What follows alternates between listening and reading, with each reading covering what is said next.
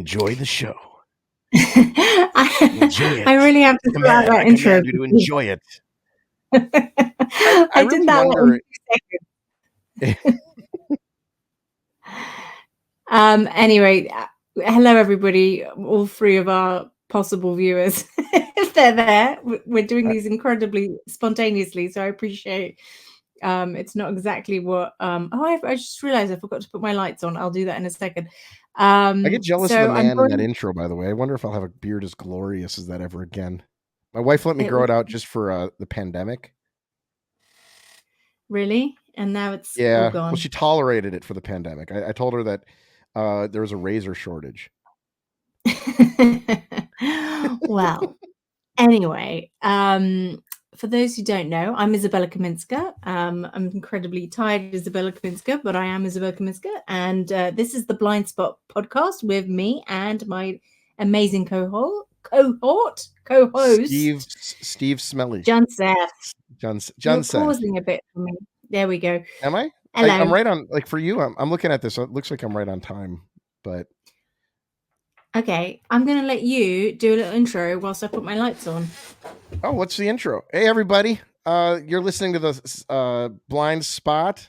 Glad to do it. I don't know where Isabella's gone, but today we're going to be talking a little bit about everything from this new leak that's coming on line, which what are they calling it? The Discord leak. Some gamer apparently leaked a bunch of documents.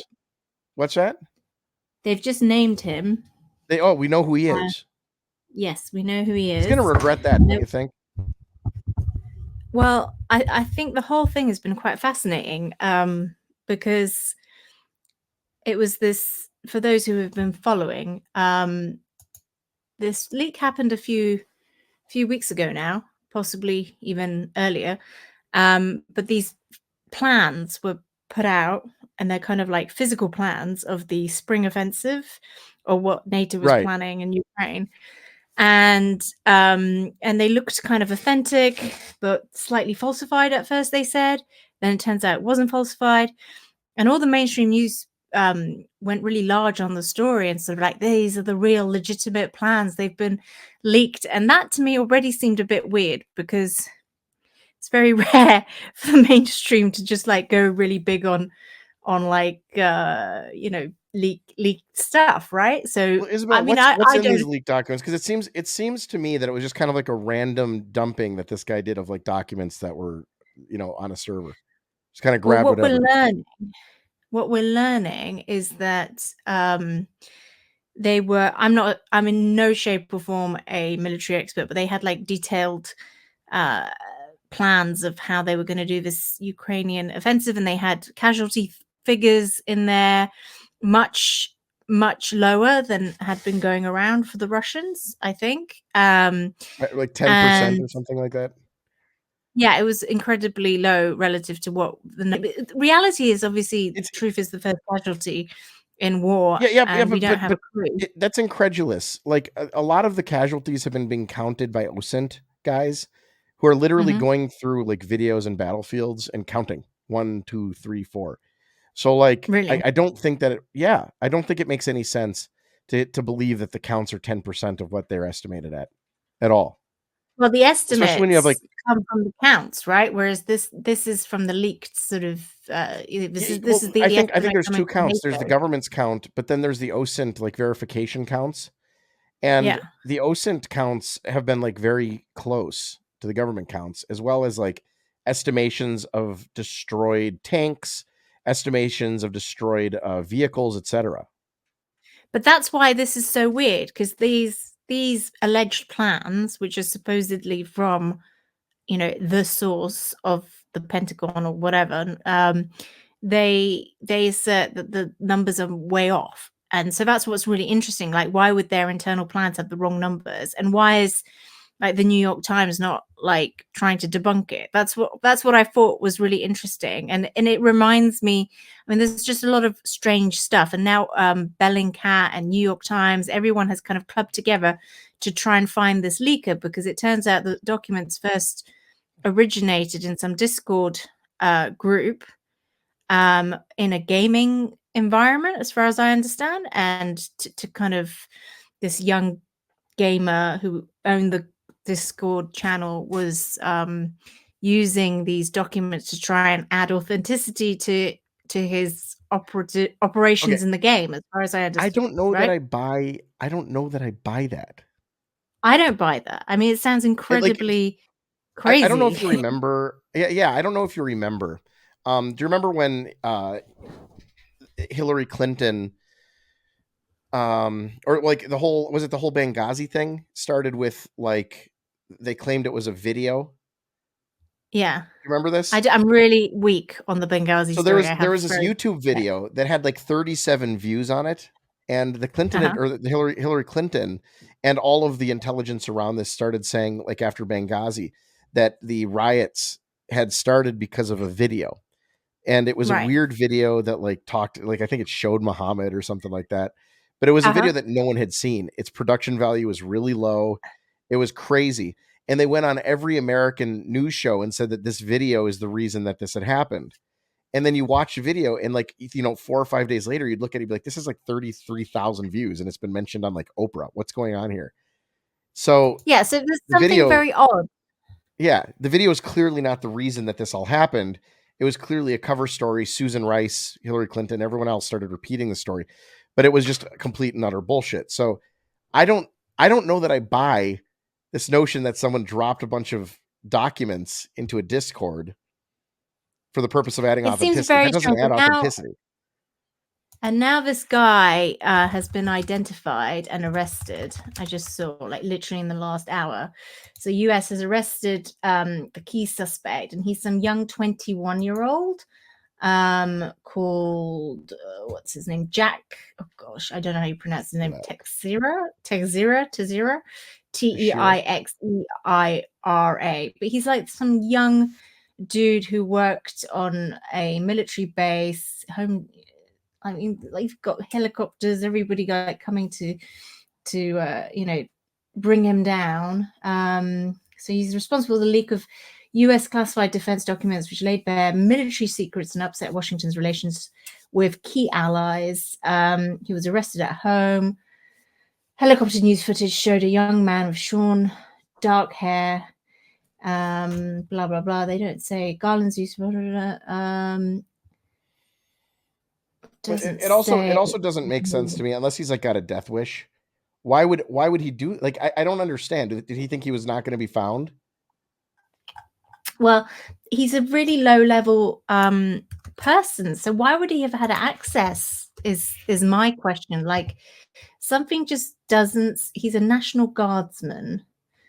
Okay, so that's a National Guardsman suspected to be behind a series of US military document leaks. Like, it's more likely, I don't know, like, Intelligence someone wing. walked by He his was an computer. intelligence wing of the Massachusetts Air National Guard. So that's the strange thing. So he's like this very low level, I guess, what would you call him, guard, and he's got access to, like, top spring offensive Ukraine documents, and suddenly it's all over. Everyone's like desperate to, like, I feel he what if he's actually just been kind of set up? I mean, maybe he was. Well, Maybe there was some other that seems the more misdemeanor. likely thing to have happened, unless, like, we are just Yeah. that bad at securing documents in the US military. I don't know. But I've always I been mean, if told we by are, everyone in that's the very military that concerning. yeah, if we are, that, like, that's crazy. Either way, it's very concerning, because it's either that it's legitimate, everything is as reported, in which case that's mad. If it's not true, the only alternative is that this is strategic disinformation, right? For some reason, they want to create the perception of like giving out the wrong plans or incompetence. There's some sort of smoke and mirrors going on, and he's just like some patsy who can be set up, or maybe there Or his was some computer other was thing. open when like, some higher level person Yeah. wanted to leak documents, and he just dropped them into a Discord and hoped they made their way out. I don't fucking know. It doesn't make any sense. Yeah. It doesn't make sense at all. I mean, you've heard of Operation Mincemeat, right? Mm-mm. So Operation Tell me about Mincemeat it. is what comes to mind. I mean, let's do a bit Joe Rogan. Let me just make sure I don't mess it up by misremembering. So I'm just going to bring up the Wikipedia. So it was a successful British deception operation in the Second World War to disguise the 1943 Allied invasion of Sicily. 2 members of British intelligence obtained the body of some guy called Glinder Michael, a tramp who died from eating rat poison, dressed him as an officer of the Royal Marines, and placed personal items on him, identifying him as the fictitious Captain William Martin. Correspondence between 2 British generals that suggested that the Allies planned to invade Greece and Sardinia, with Sicily as merely the target of a feint, which were placed on his body. And then basically he washes up on some coast, and the Nazis kind of like pick him up, and they're like, they can't believe their luck that they found this dead body that just happens to have the plans for the offensive, like what the Allies were planning. And lo and behold, the Ally, the Nazis, as a result, like get completely deflected, and the real offensive happens, right? It's incredibly analogous to me, except in that case they used a dead body, whereas here they've used some sort of, God knows who this 21-year-old is. But and there's a film about it with Colin Firth. So there you go. Poor guy, the tramp. He gets picked up, and he performs a heroic action as a dead dude, and he gets no credit. Nothing on his gravestone says he was a soldier. No, he was very valuable as a dead man, though. Like, that's very funny. So so basically the conspiracy theory would be that this is Operation Mincemeat 2.0, but in a more multimedia dimension. And of course, like it is fascinating to me that everybody has kind of joined forces, New York Times, Bellingcat, to try and identify, and they found him so quickly once they realized. There's like this Chinese spy balloon that also was incredibly weird, right? So why I'm not sold on anything. I mean, it's weird information to come out. Like, it sounds like he just sort of picked. See, this is the thing. If you're just going to like the top secret information folder and grabbing random documents, you're going to get random bullshit. Like, I don't understand. How did he get, like, how did he end up with like very specific, relevant information that everybody wants in just this like sort of happenstance random document dumper? He's like, I'm just trying to make things authentic. You're like, oh, okay. So like you look through the documents, you found the most important ones, and then you dropped those in. Like, that doesn't make any sense. I mean, I just think it's interesting that everyone there are like 2 definite sort of responses to what's going on. Like there's a certain contingent of my contacts and friends who will just believe the official line no matter what. But I definitely sense that there are more and more people just going, hang on a minute, something isn't right here. And it just speaks of the distrust, I think, that is going on, institutional distrust. And this kind of goes back to Nord Stream and like what really happened. And I think recently someone at the White House was saying we shouldn't even like be asking these questions. It's very bad for democracy, I would say, that these questions have become taboo, that we know obviously that something we're not being told the whole truth for operational reasons. And whilst I can get on board the idea of deception in the name of national security, and if we're in a war, I don't think it's unreasonable. I would at least want to be told that we are in an active war, and I don't think they've done that. I've been told we're not in a war. So exactly, that it's a little weird. But I also don't like. It wouldn't surprise me if these actually aren't. To the 8 people watching us, it's really nice of you to join us. And if you feel like comment if there's any sound problems or anything too. That's how we find out. Yeah, exactly. It wouldn't surprise me, Isabella, if these weren't even top secret U.S. documents. I mean, who knows what's going on? They might be fake. I don't know. That's what I mean. Like maybe they're just Russian like some Russian dossier type stuff. Like they're just like, let's just say that the deaths in Ukraine are 10%. Like I don't understand how it is that he got the right documents. It seems very specific. There is definitely, hey, sound is good. You're not in one ear anymore. Thank God. So Oh, that's awful. this brings us, I think, to the other big story this week in terms of media, which is Substack versus Twitter wars. Oh yeah, the Substack launched a Twitter competitor called Substack Yeah. Notes. And it's called Substack Notes. And I have a lot of thoughts about this because when I was going independent, I was kind of trying to figure out, should I go on Substack? Should I do WordPress? What should I do?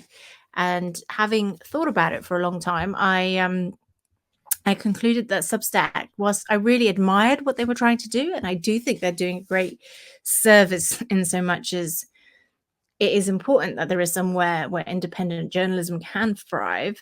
I'm a bit more moderate in my views in the sense that I don't think the solution is just like total Wild West. I do think there needs to be some self-regulation on a lot of this stuff, and Substack isn't too keen to sort that stuff out. And secondly, What I do you was mean very by that? concerned about, Self-regulation.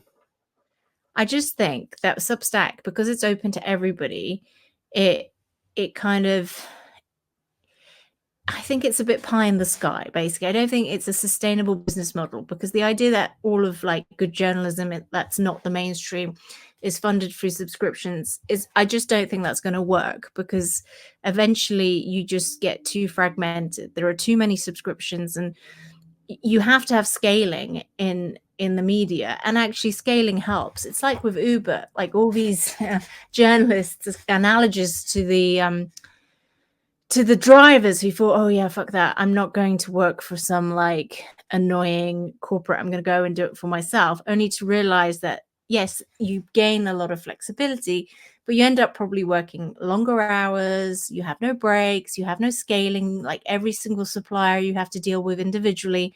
And you suddenly realize, well, actually there's a reason why corporations like manifest, because there's power in scaling and economies. But isn't that what's happening on Substack? Like I see Barry Weiss, she's got like a whole staff, she's got everything else. Like Well, it seems like it's moving I toward just an old model. So you know, subscribe to well, Barry that's why Weiss's I publication. anticipate it. That's Yeah, why I never set up as Isabella Kaminska, which is why I started from the very beginning, like with the perception of this is going to have to scale up to work. So I yeah. immediately came to market with the Blind Spot with a view to hiring freelancers, a commercial, so the idea was to do a profession, because it's just not feasible. Whereas a lot of these guys like Matt Taibbi, who's great, I'm a big fan of his, they Uh-oh. kind The of like started neo-Nazi. off by themselves. And I think they maybe, journalists are great in many ways, but they're not very savvy business people. And I think a lot of people left mainstream to go to Substack thinking they'd be able to rake it in, and that hasn't It manifested. is interesting because like Barry Weiss is now stuck in the ecosystem of Substack, so she can't really like easily leave. Right? Substack now Well, is the back end of they yeah, say that it's easy to like migrate off and you own your own data, and but you but the don't own the reality credit is, card numbers. well, no, but you can in theory you can migrate everything, but the problem is, like, if you want to go to WordPress and set it all up yourself, which is what I did, you're going to have to rent server space. It's not easy. So Substack does provide a kind of like outsourced efficiency in terms of managing all that stuff. And the idea is they do it so you don't have to worry about it. But it's also heavily templated. And even though they've allowed for white labeling a little bit now, the reality is that it's, everyone can tell when it's a Substack blog. There's a certain obvious sort of formatting to it, which means there isn't Yeah. that opportunity for kind of differentiating yourself in terms of design or how you tell a story or how you format things. And also the bigger problem is, I just think they've got their economics wrong. So they originally raised like $20 million. They've burnt through all that capital. They've had to turn to their readers. So they wanted to raise more money, and because of interest rates and the fact that VC has frozen up, they weren't able to do it. So they last week or the week before, they turned to their readers, asking them to engage in a crowd fund where they want to raise over $5 million. And that's when they Are they had giving to equity? finally, yeah. They're giving And I just equity. think this is, yeah. So, but this is where fascinating to me because, like, my whole principle is we need a journalist-owned platform, which isn't owned by a billionaire or some sort of corporate or whoever, but it's a partnership model. But you have to start it from scratch that way. If you're just buying into Substack with all the like legacy VCs in there, that's a terrible model because you're kind of just like a teeny slice with no equity power vis-a-vis the big players. And also, like, if you're essentially being funded by your own writers through like ongoing equity raises, you've got to question the economics. Like, why not just charge fees? Why not just, I mean, they do charge fees, obviously, because they take 10%, but they take Well, I'm looking here. 10%. It says that the writers have They had over $300 million paid through Substack. So that's not a lot. I mean, No. the reality is that just a few big superstars earn the big bucks, and everyone, and then on top of that, there's all these free riders who don't monetize their blogs at all, and they give it away for free. And then there's like the completely, not effective writers who earn a little bit, but not enough to cover the costs of the operation. So in terms of like the cost structure, I don't see how it can work in the long run because it's not going to fund itself through subscriptions and they don't want to take advertising. And now they've launched this new notes system, which is like a Twitter challenger. And they're very proudly saying, oh, unlike Twitter, it's going to be subscriber funded. But what does that really mean? So it means to talk and engage on Substack notes, you have to be a subscriber. Well, that's not going to be very good for engagement. And actually, you don't have Why don't to they have. want to do advertising? Well, this is my like. There's nothing wrong with advertising, providing it's properly done. And I think that's where and of course, Elon has now got into this big fight because he started banning the Substack links on Twitter because he heard that they were launching this clone of Twitter. And Taibbi got very upset about it because obviously he's on Substack, he was doing the Twitter files, and he defected and he wrote a really, I think, fair analysis of what's going on. He's obviously he's made a lot of money from his Substack. He's made even more money from being profiled in the Twitter files, to be honest. That must have sent his subscriptions through the roof as well. So he's kind of torn between two paymasters in some way, even though Elon's not directly paying him. He's been highly responsible for the popularity he's had since joining Twitter files. And so his piece was very, I think, balanced in that he thought Elon had made a stupid decision, but he still likes the guy. He still appreciates what he's done. And yeah, he's not perfect. He can't bring himself to hate him or anything like that. He respects a lot of the things he's trying to do, especially with respect to censorship, but he can't bring himself to operate on a platform that is essentially going to censor a competitor. And he's just sort of saying, well, Elon just can't handle having competition. And I was like, well, yeah, I guess, but that's kind of fair in a way as well, because he is a businessman. Does that interfere with his censorship commitment? Yeah, probably. But all's fair in love and war. I think Elon has not figured out what Twitter is yet. And it's going to take him a while because Twitter is like the place where all links to any place are shared. And the best way to make it useless is to like ban, the ability to link out. Yeah, that was stupid. I don't think, he's also now trying to launch his own long form subscription based business as well. So he's trying to like steal the Substack model. So eventually, as I've been saying for a very long time, all these platforms are just going to become lookalikes of each other in terms of functionality. Everything will be the same. And the only differentiation will be the communities. But that's why the communities need values and they need self-regulation and governance, because without it, we don't really know what people are standing for. And all of those guys, I mean, I think Elon's nearer the standard development than the Substack people, because the Substack people just don't care. They want professional writers and they want amateurs. They want they'll take anybody. The platform doesn't differentiate, and that to me is a problem, because if you're a consumer of news, you want to know your professional journalists or people who take their job seriously from, say, the PRs or the people who have another agenda. And I do think it's really important, and I do think clubbing together around values is very, very essential. And they're not interested in sorting that out, because if they do, they kind of undermine everything they've been saying about an open system.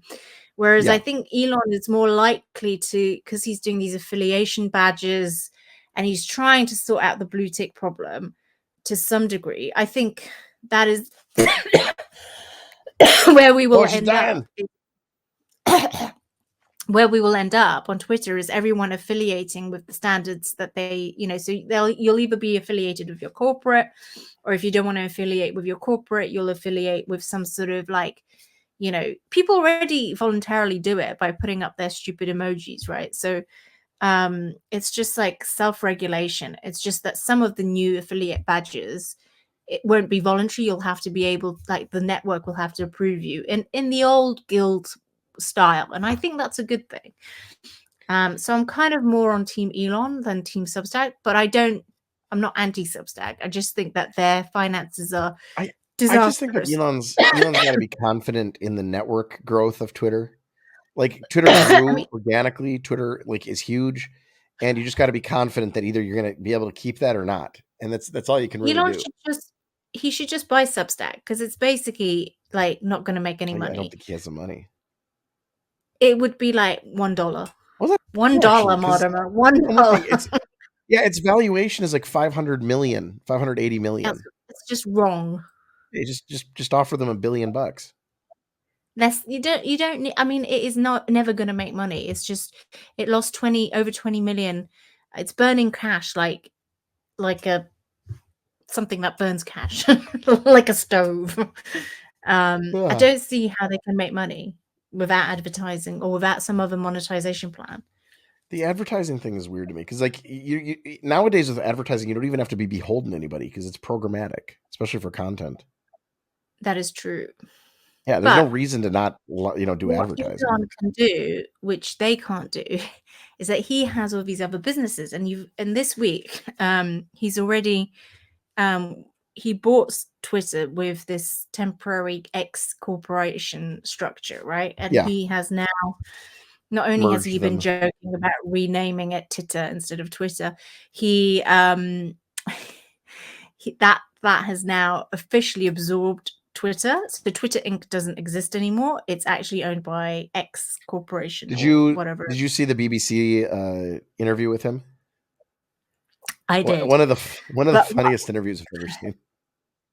Oh, we need to talk about it. But just to finish that X Corp point, is that what Elon can do, which Substack cannot, is that he can combine all his companies under the X umbrella, and he can create a massive conglomerate, which means that SpaceX will end up subsidizing Twitter, right? And that would be quite genius. It'll be Google.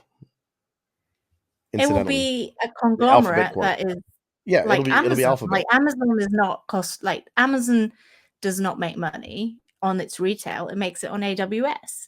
So he would just create a massive conglomerate, and he would add payments to it. And once he adds payments to it, which I think is probably what his plan is, it becomes quite unstoppable. Well, and maybe it would be. So his goal is to build an Alphabet. I think so. And call it X.com. Right? Yeah. He's obsessed with But X. with payments and space. Like the space component. Think about it, Josh.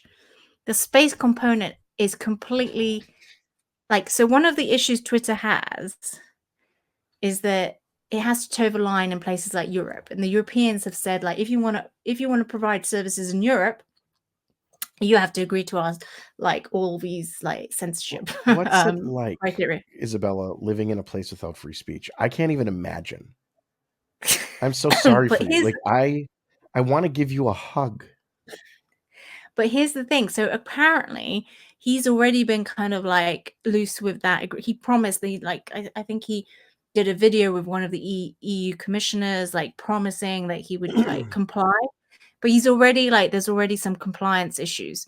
But here's my theory is that he doesn't have to comply, because what he can do is he can become the definitive samizdat for Europe and for anywhere with censorship, because he can be like, fuck your telcos, I don't need to be distributed. Like, think about it.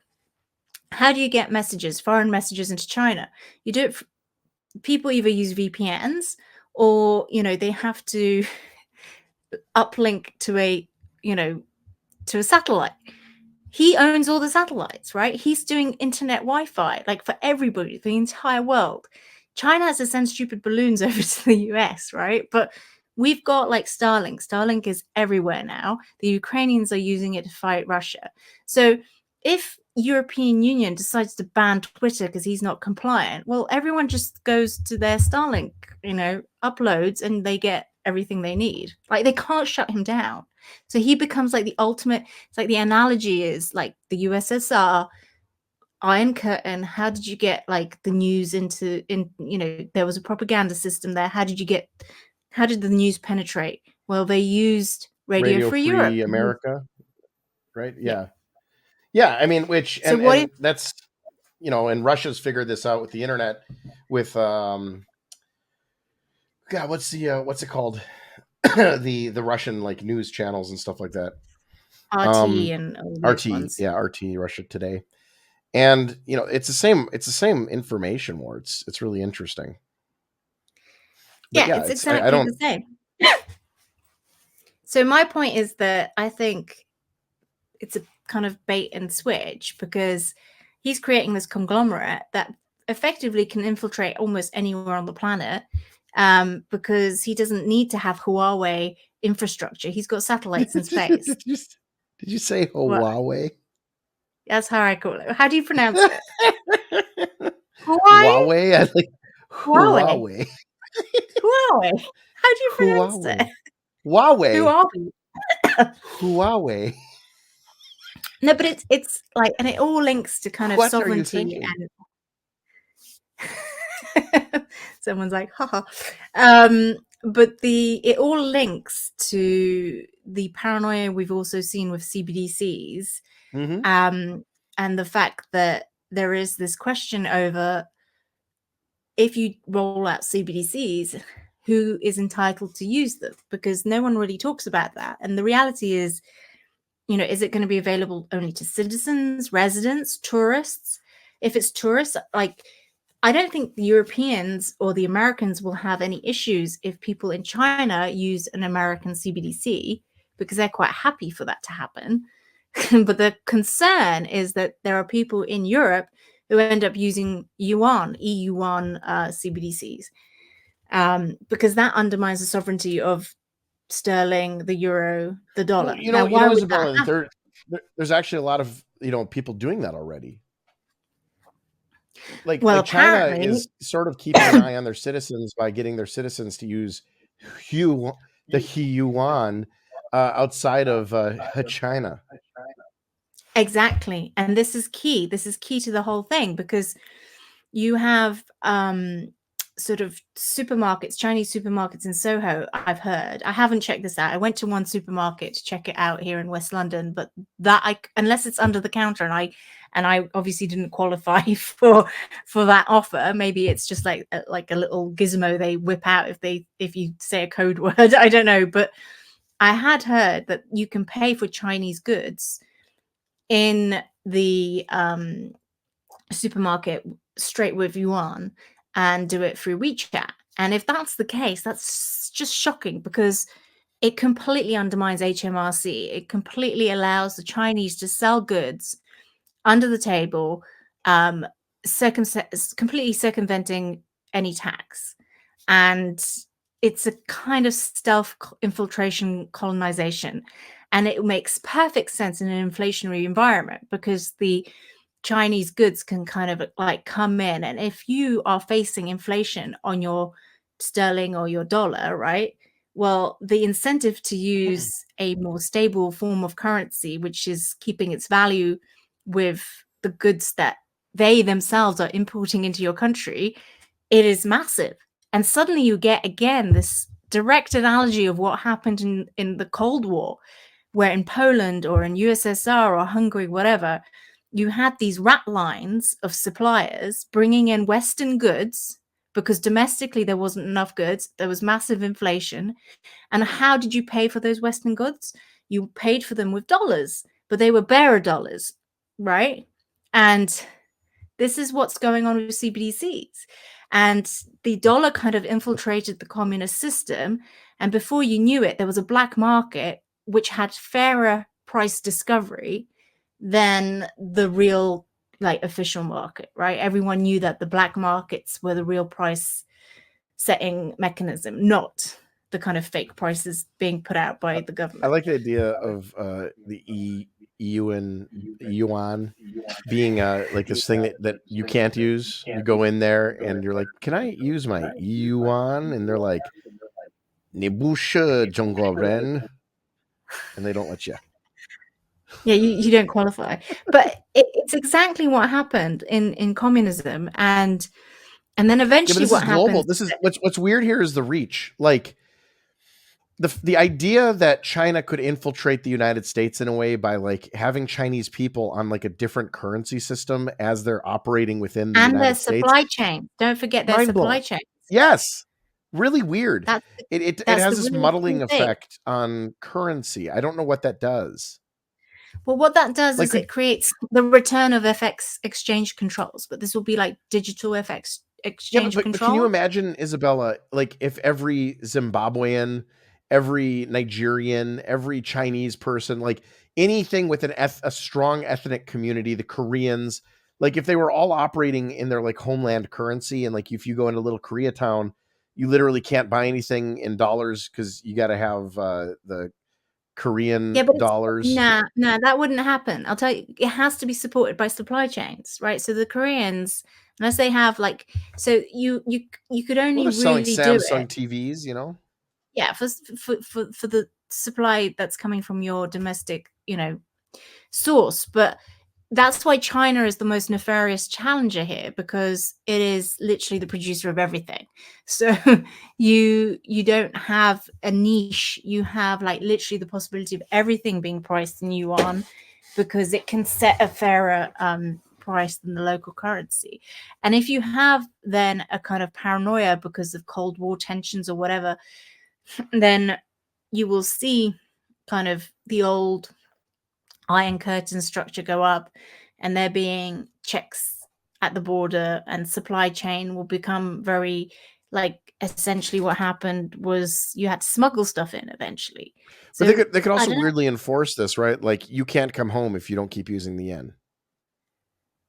know, the yen. Like the yuan. They're all the same. The Well, they yen, the wouldn't know. yuan. I don't No, think they you can would if force someone. because you're using it in an app. Yeah, no, It's but you tied to your can't like identity. force your, like, you can only force. So there is an archaic. Apparently, there's an archaic post Bretton Woods IMF rule, which says that in the spirit of like international FX controls, which is what we were in around that time, you have the right, and the law kind of forces everyone who's a signed party to respect each other's um, restrictions on exchange, but you can only apply them in your own currency. So you can ban your own people from swapping, say, sterling for yuan, but you can't ban people with yuan from trading the other way. Like, it's really weird, but you can only control your own people, is the point. But you kind of agree to comply. I've got the ruling somewhere. Let me tell you. Why would China care? Hmm? Why would China care? It's not about whether, no, China doesn't care. China would want to penetrate, but it doesn't, it That's what I'm has saying. All exchange China has to controls say on is its like people. if you want to come home, you need to keep using the yuan. The point is that the roles get reversed. So Mm-hmm. until now, it's been China that has been restricting its citizens from using the dollar and has never freely floated the yuan, right? So there are capital restrictions, and there is only so much yuan you can take in and out of the country, and it allows domestic merchants and producers, whatever, to settle their trade in dollars, but it controls and manipulates the exchange rate between yuan and the dollar, right? So everything is controlled, right? And we have always said, oh, China manipulates the currency. Now the role is being reversed, in that as China is on the ascent and the yuan becomes a challenger, it's us that will become more protectionist, and we will tell our citizens, well, actually, you can't, please don't trade with the, don't export. You can only do so much. Like, that's what we will end up doing. But but here's the law. So any state can make a law prohibiting its currency being exchanged for another currency. And for this purpose, the question of what is another currency is a matter for the restricting state. Then there is an archaic but still existing measure, which is at Article 8.2b of the IMF Treaty, which requires the courts of all other IMF members to enforce that restriction. The problem is that a state can only do this with its own currency. Thus, SW can prevent. What's SW? I see. Right. So a state can then prevent people from exchanging whatever their domestic currency is for CBDC, but not USD for CBDC or somebody else's one, right? So you can only control your own currency. Anyway, the big point is it's the return of exchange controls, and you can monitor it with fencing, right? What does that mean? You know how, like, when you travel on your phone, they know if you're going through a specific zone, and they can restrict you. So you basically lose the right, once you're in a certain jurisdiction, to, it's like how you can't upload to RT when you're in the UK, but you can in France or wherever. It would be the same way. They control it through the telcos. But that's why owning the telco infrastructure is so important, because if you own the telco infrastructure, you can kind of undermine those rules in nifty backdoor ways, I presume. But that would be interesting if he backs Tesla into X.com as well and just converts all the shares. Well, so yes, that's another thing people are speculating. As a Tesla owner, you actually become like a holder in the conglomerate all of a sudden. That would make Tesla shares very valuable. That's super interesting. Huh. It's a fascinating, and one of the Isabella recommends you buy Tesla. No, I don't. That is financial advice straight out of her mouth. No, it's not. The other interesting thing about Elon in that sense is, like, everyone's always saying, oh, you're a China shill, you're not criticizing Xi, and it's because you like sell cars in China and you depend on their market. And that is true. But it's also the case that the Chinese are really paranoid that Tesla cars are sort of domestic spying devices, right? With their own ability to uplink all the information to the Starlink website, network, right? So on one hand, it's kind of crazy that the Chinese have allowed him to not only market Tesla cars in China, but to do so, he's one of the few Western corporations in China that isn't majority owned by a Chinese joint venture, right? That is quite exceptional. So how the hell he wangled that is fascinating. And like, we're having the TikTok debate about how you manage the data and whether it's held in the US or whether China can claw it back or whatever. They're having the same debate about Tesla, and they have they have also kind of ring fenced all the data, so it can't take the Chinese data supposedly out of China into America. Has to stay offshore, but some special economic zone. This whole TikTok debate's been very weird in the United States. I don't know if you watched what Congress did, but the bill that they contrived to ban TikTok was this draconian, absolutely insane anti-internet freedom bill. I've never seen anything like it. Did you look at this? A little bit, yeah. I mean, first of all, I just find the whole sudden paranoia about TikTok fascinating Well, it's because not sudden. sure, What do you mean sudden? I banned TikTok in my office for being on our network 3 years ago.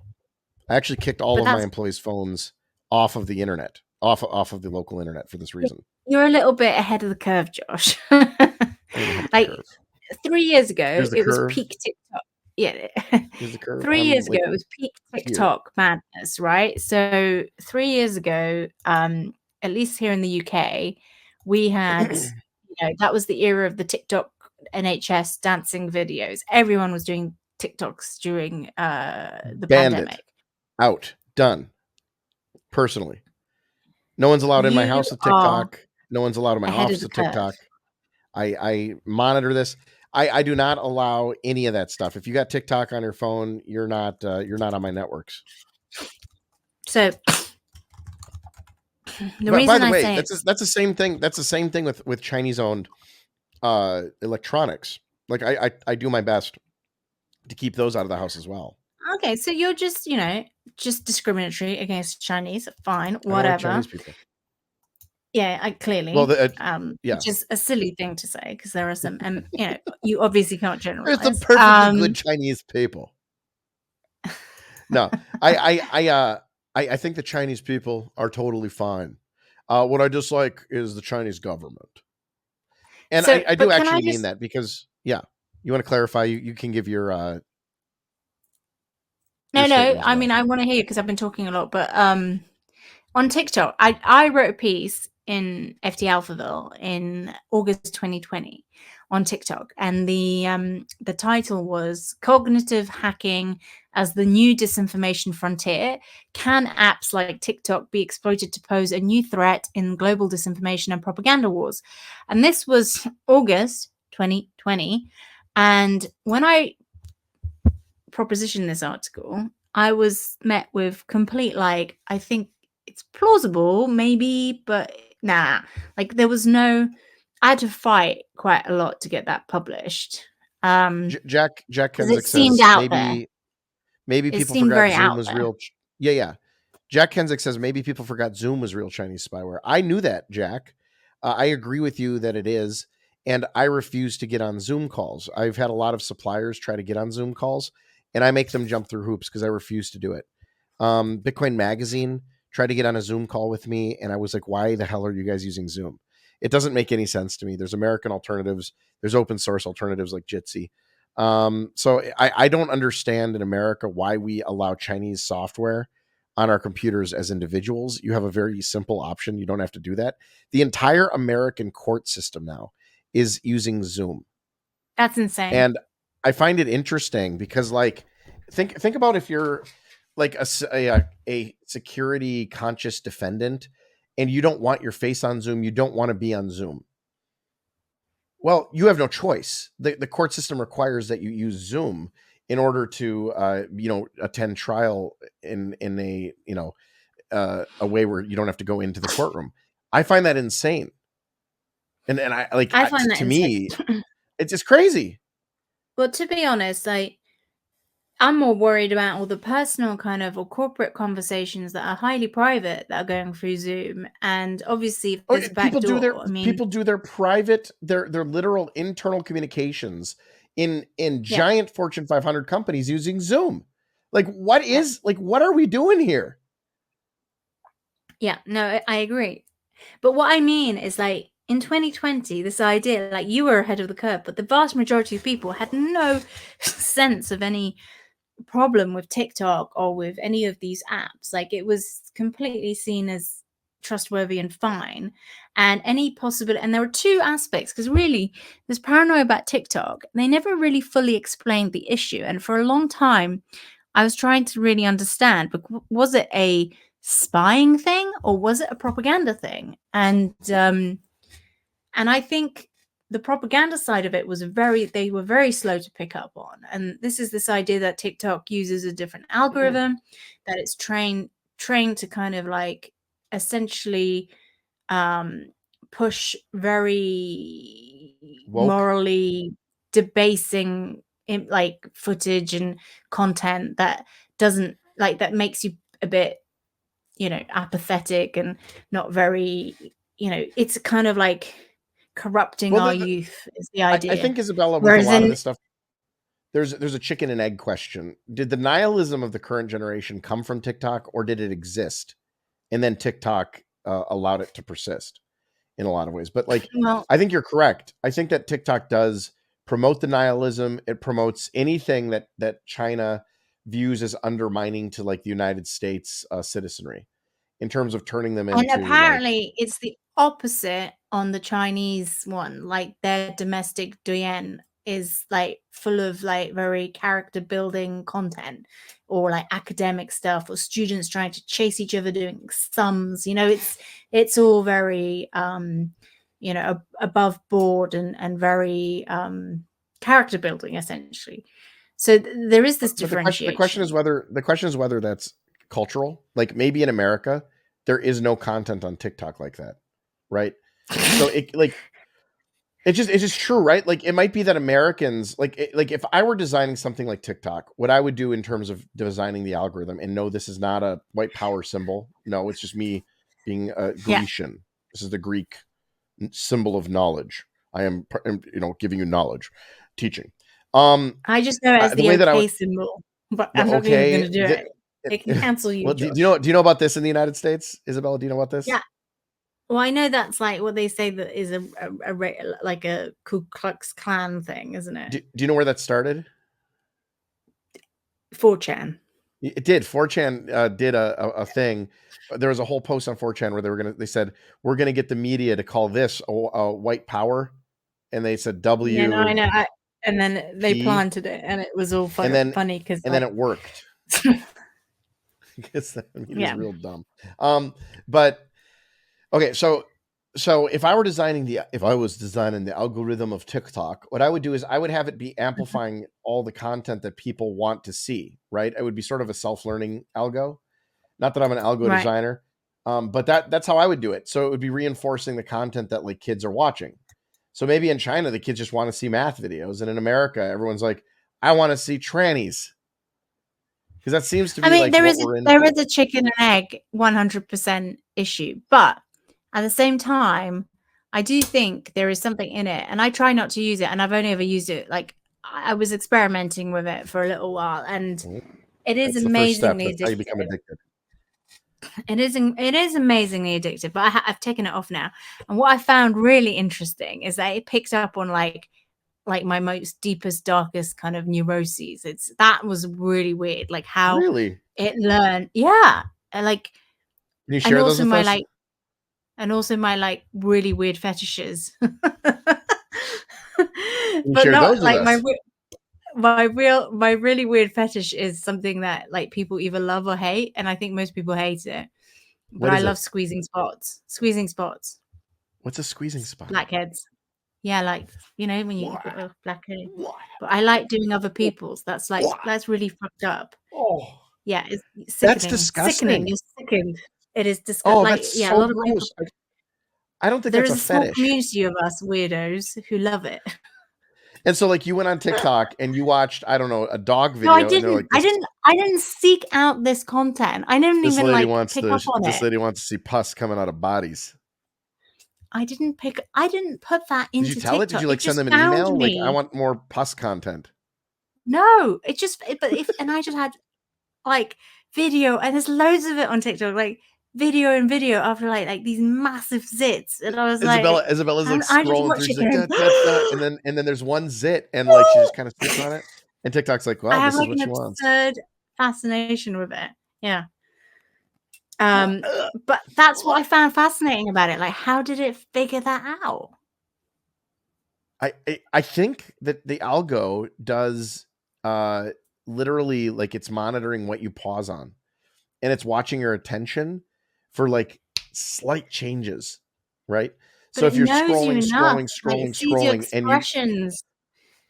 I think it's all screen time. I think if you spend like half a second more on a video, all of a sudden they're like, oh, she wants to see more of this, and like they'll No, show you a couple to see if it's true. apparently Does also it picks really? up on your visuals. Yeah, And you're sitting there, that's and what you're they like, say. fascinating. Yeah. Wow. And like obviously this zip face is like it's the killer, killer hook. Ooh. Yeah.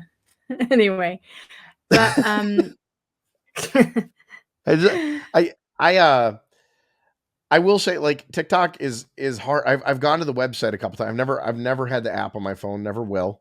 I went to the website a couple times and started scrolling, and like, TikTok seems to know that I like hot chicks. It figured that out right away.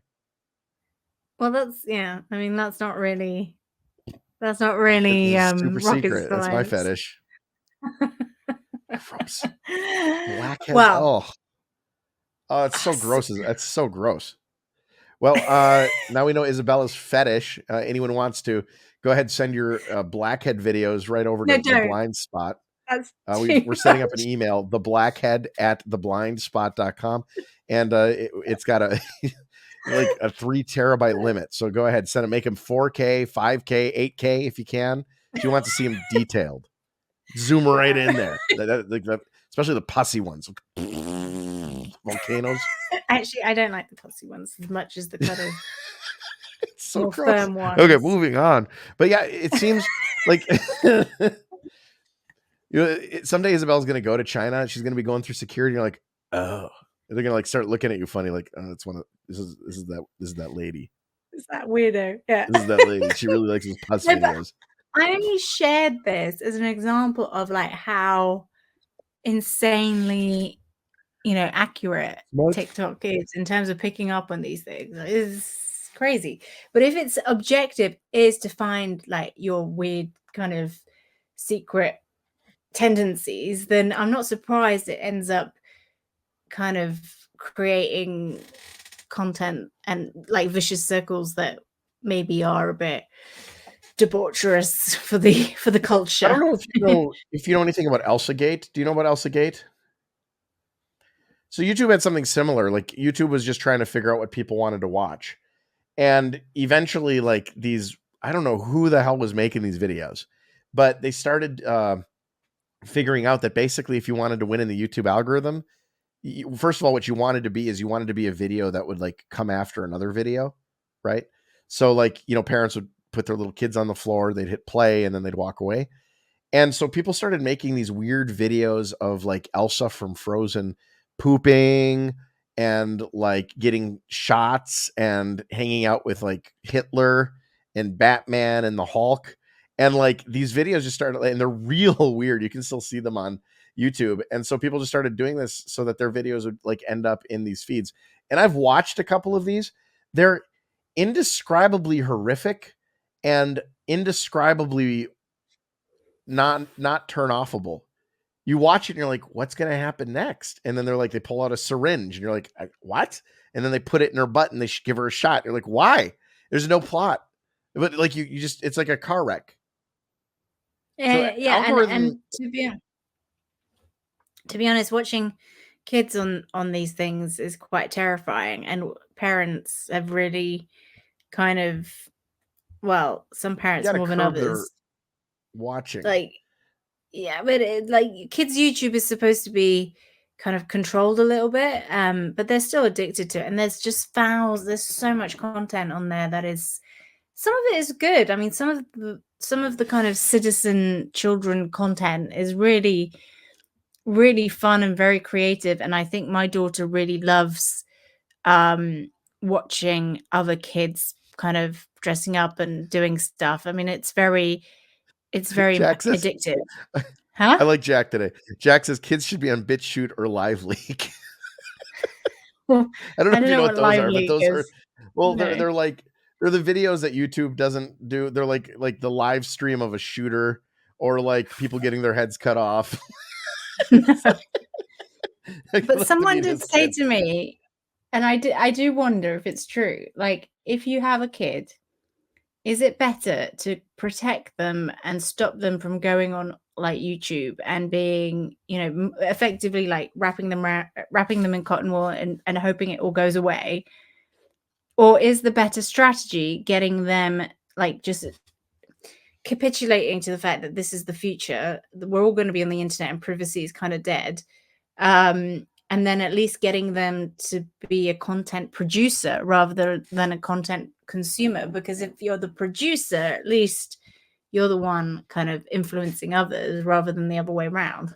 It's a dumb question. Like honestly, like kids are kids, so like you got to keep them innocent as long as you can, and then and then you show them everything in the world, and then when they make content, it'll be smart content. Like you can learn Yeah. video editing later.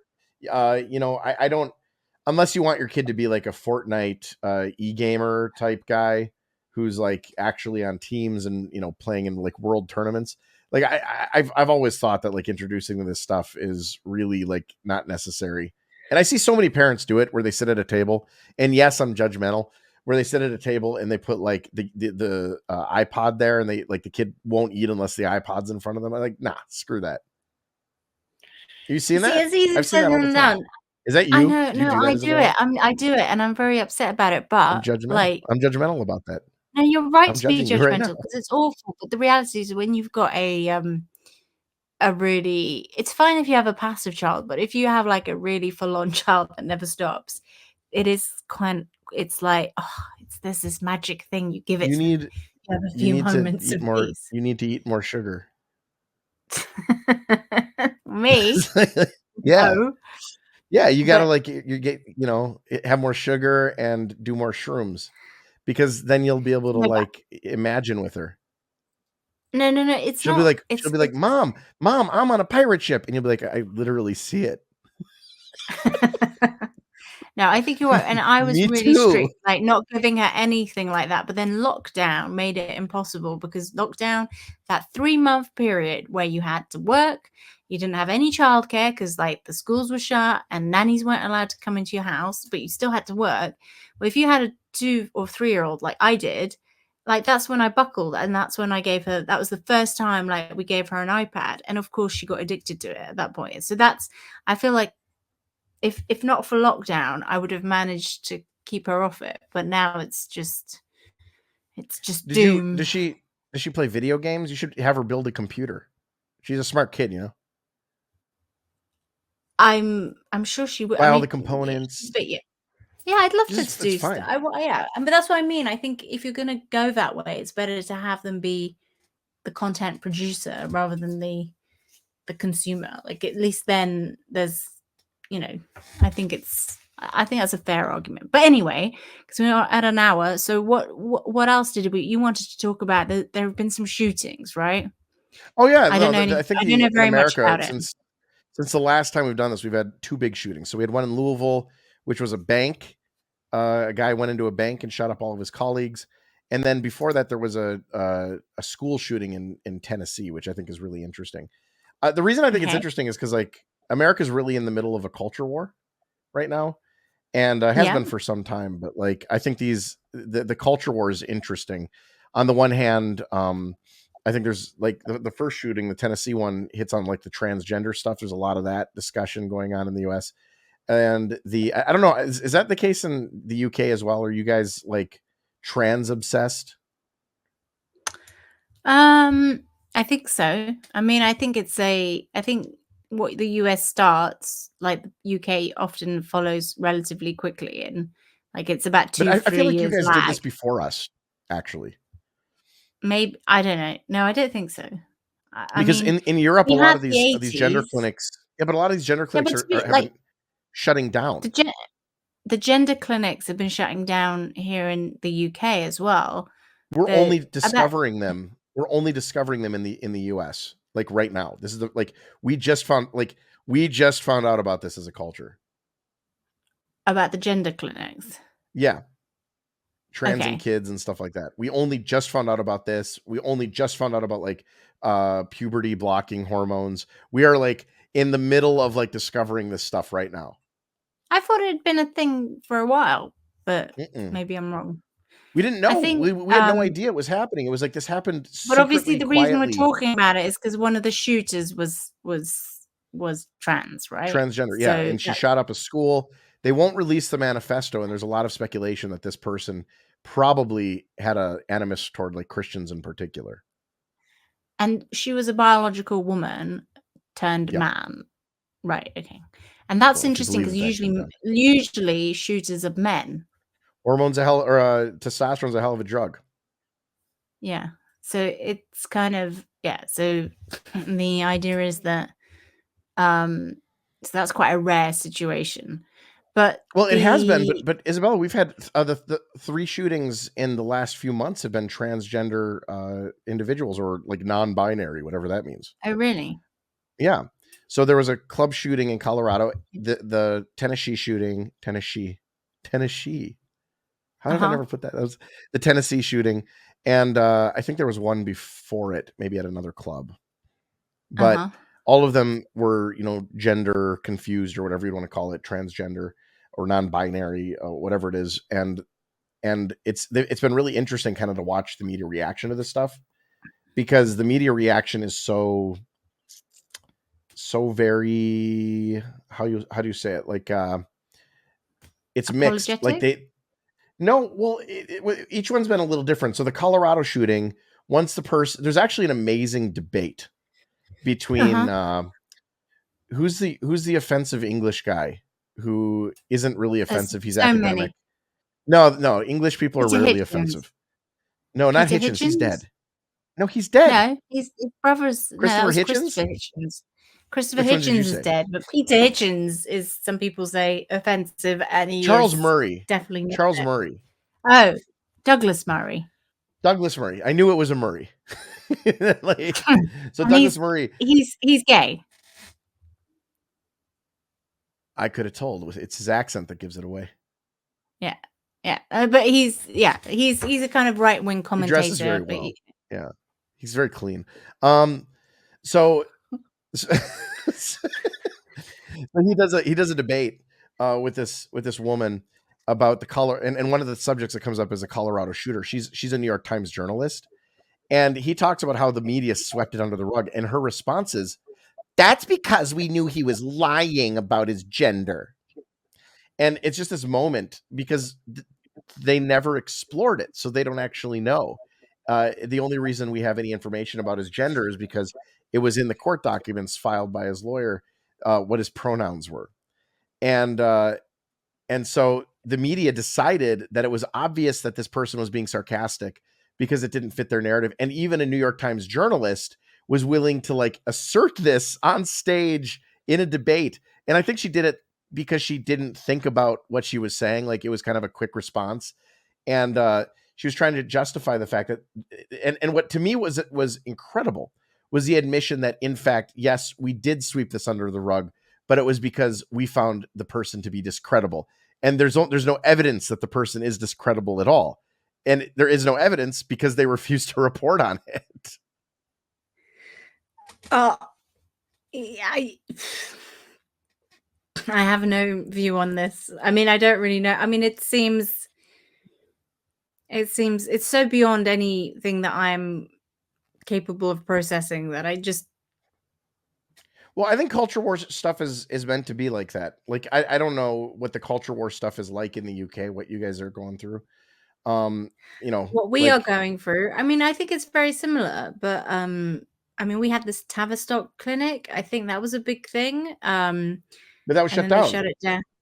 Yeah. But I In think the US, in order there to shut down these clinics, people are going state by state and having them pass laws. And so, like, when the Tennessee yeah. shooter went into the school, there were tons and tons of left-leaning people on TikTok, other places, saying things like the reason that this happened was because they just passed a law banning gender affirming surgeries in the state of Tennessee. Like, so they were blaming this right on that, right away, and saying that really, like, it's an attack. Like, the real victim here is the trans person, not the children that the trans person shot, which was Yeah, crazy. that's I've a never bit seen anything like it. that is bad.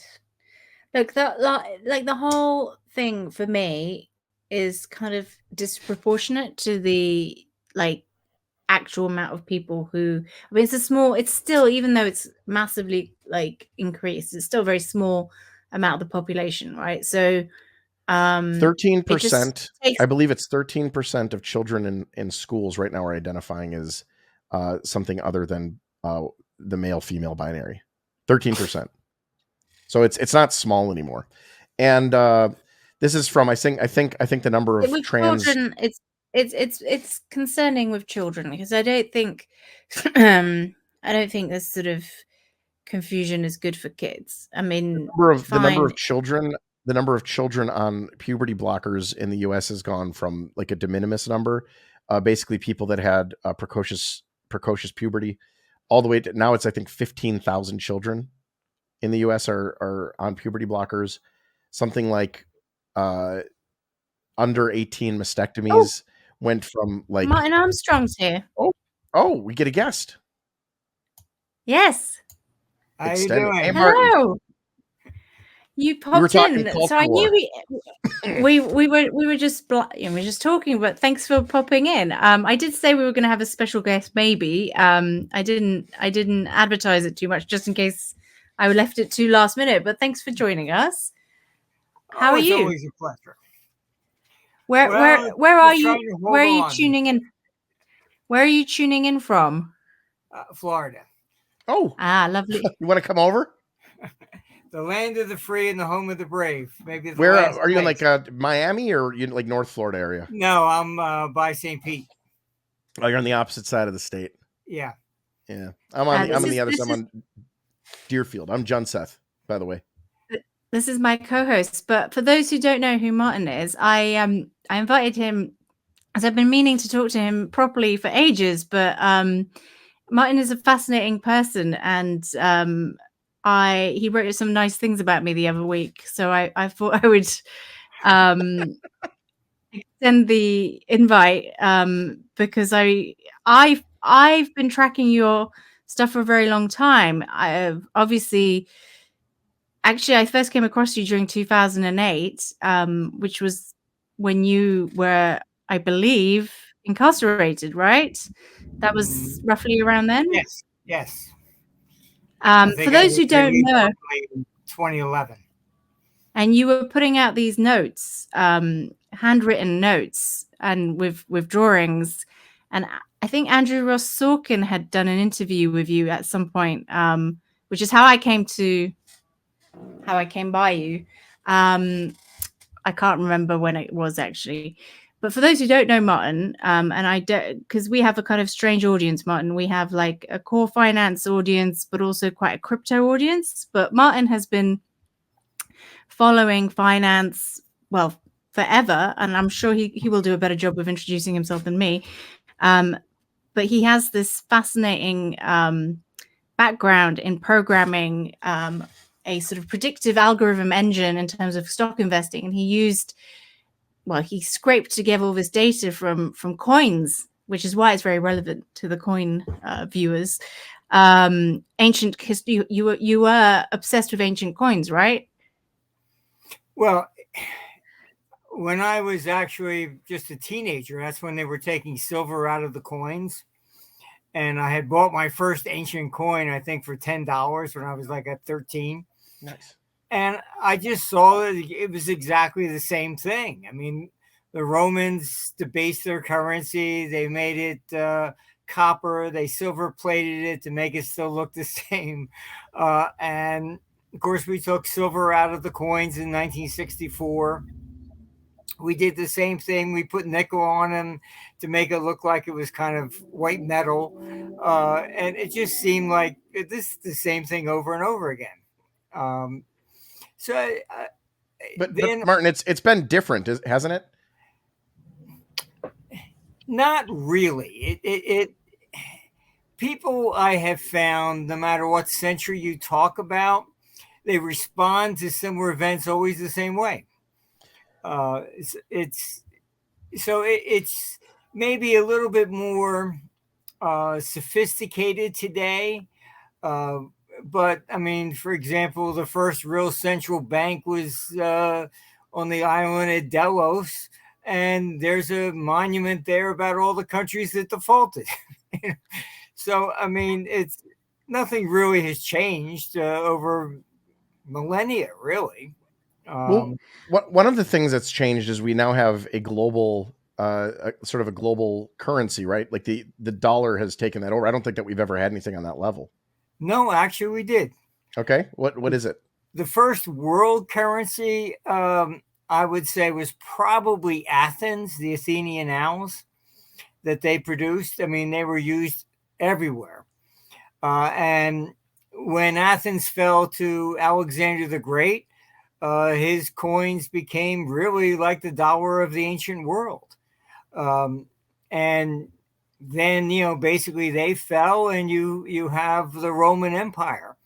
I mean, it's very interesting because if you go to the Celtic regions, they were imitating Roman coins. You go to India, and they were issuing, gold coins with imitating Roman emperors. So, I mean, there's always been I would say, a financial capital of the world, no matter what century we look at. Right now, it happens to be the dollar, and that's because of World War I and World War II. I mean, Britain was effectively the world currency at that time. They took it from the Dutch. The Dutch took it from the Spanish.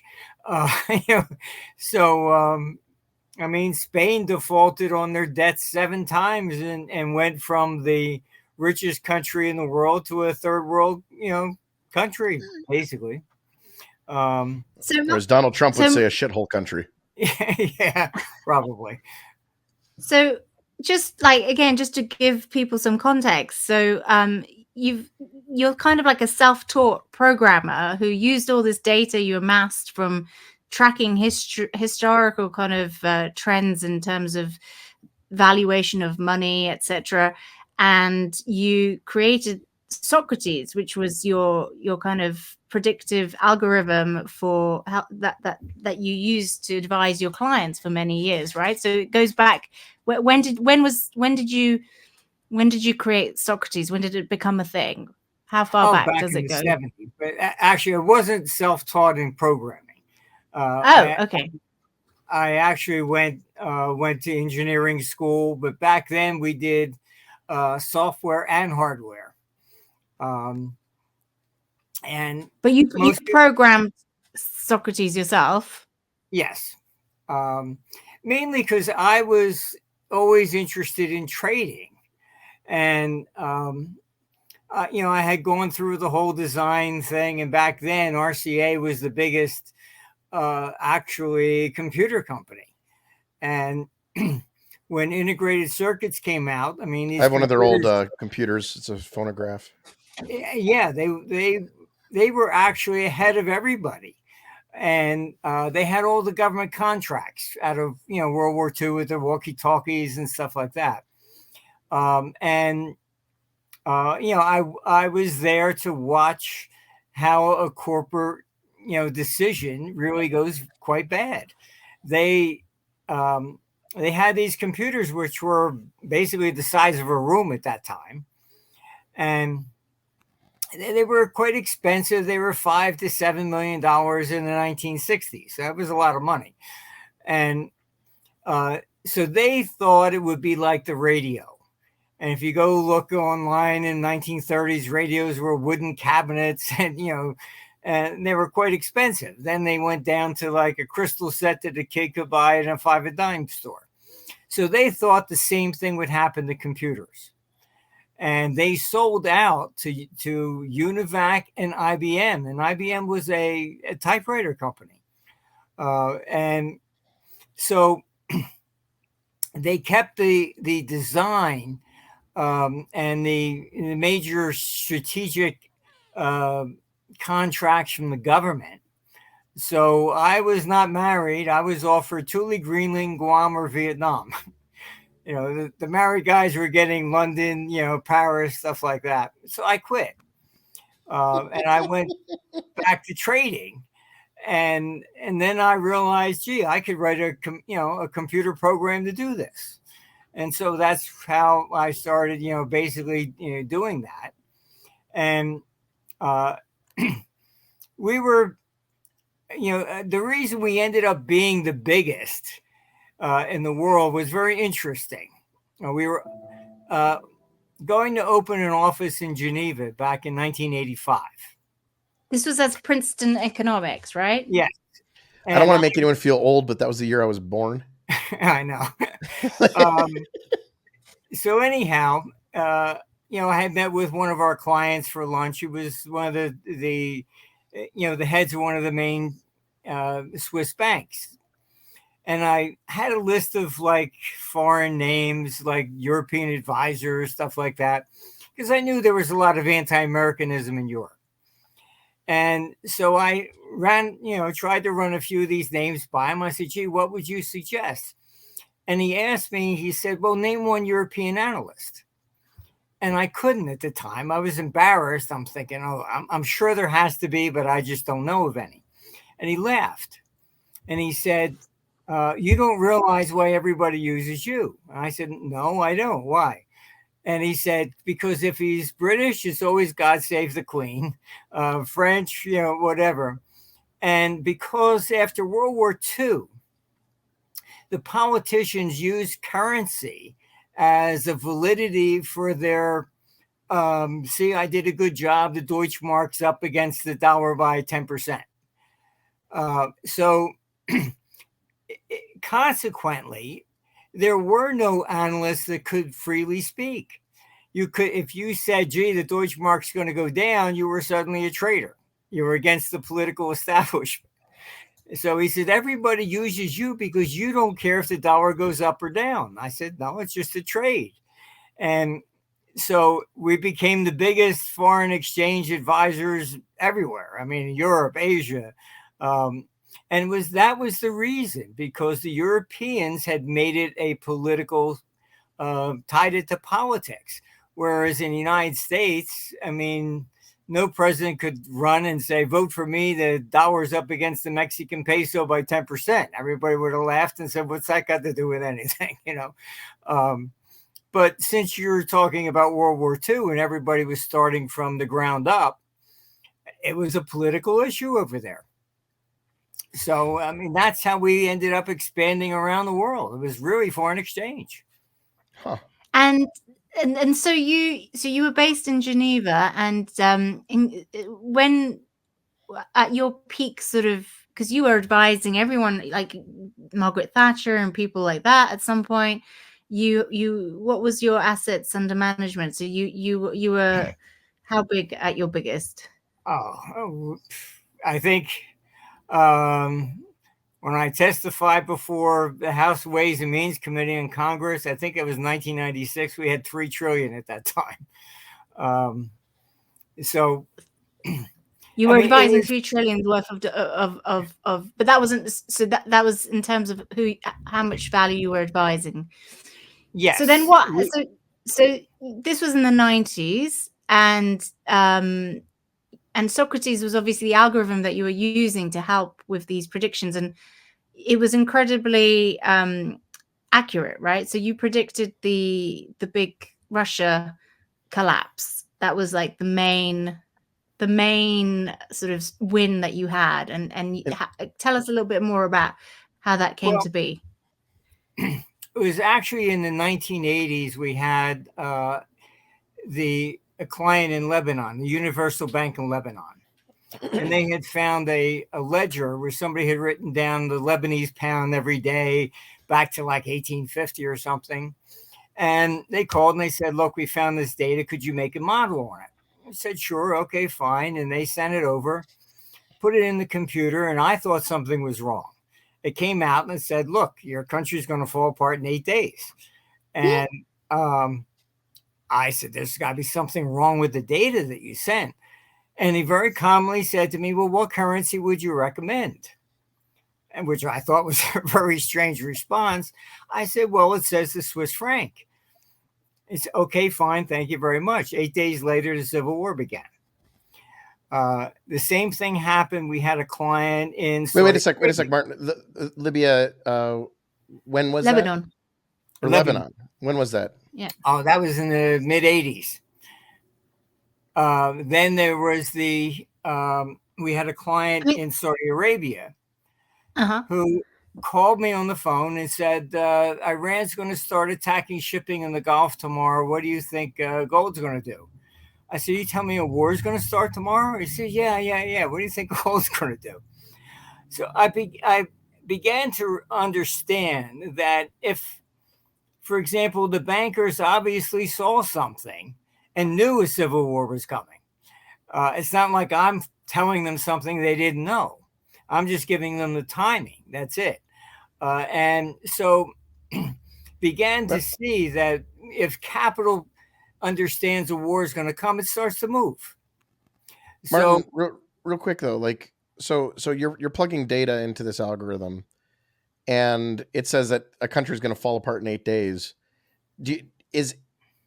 Are they using your data to commit action, and thus like somehow you're a part of the movement, or were you just right that was No, I think inevitable you're 8 just days right. later? I mean, the capital already was moving, and that's what the computer picks up. So capital's moving. Everyone, some people know something, and somehow this giant amount of capital indicates that something's going to happen, and they got about 8 days of liquidity and whatever in the country. The Russian forecast that she's talking about, we had a conference there in June of '98. So this is the LTCM, the same LTCM failure time. Okay, and I say that Russia 80s I didn't or 90s realize that someone from the London Financial Times was in the back of the room. Mm-hmm. And I put out the forecast. I said, look, this shows that Russia is going to collapse, and I give it about 30 days. And the computer, we were picking up 100 billion going into Russia, but 150 billion coming out.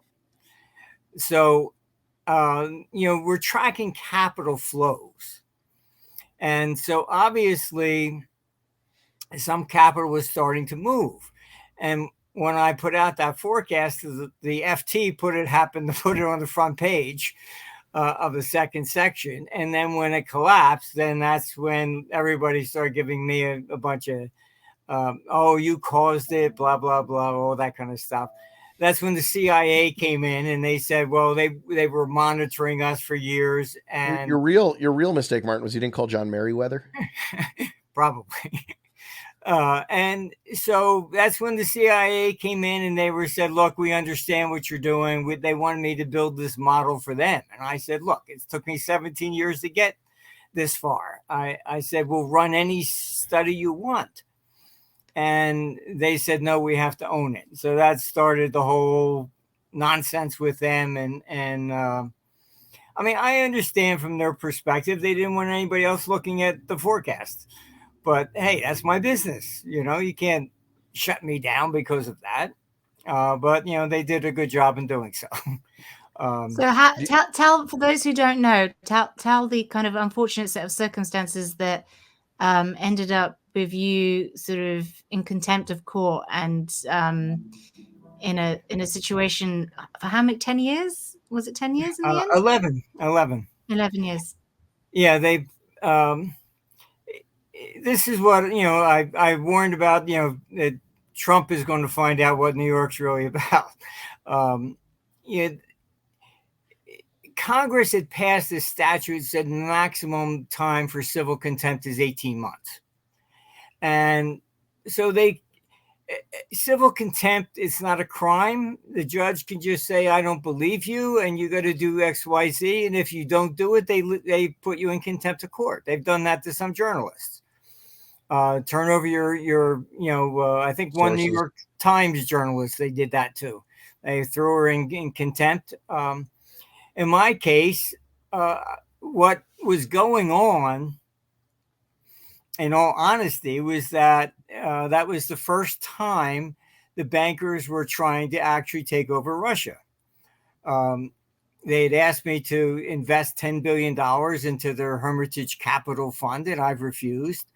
And I think basically it was the same kind of neocons that we have today, but they were looking at it as taking over Russia.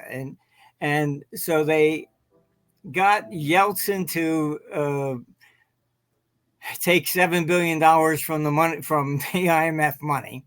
And as soon as that wire took place, Republic National Bank ran to the government and said, oh, Bank of New York just did a $7 billion money laundering.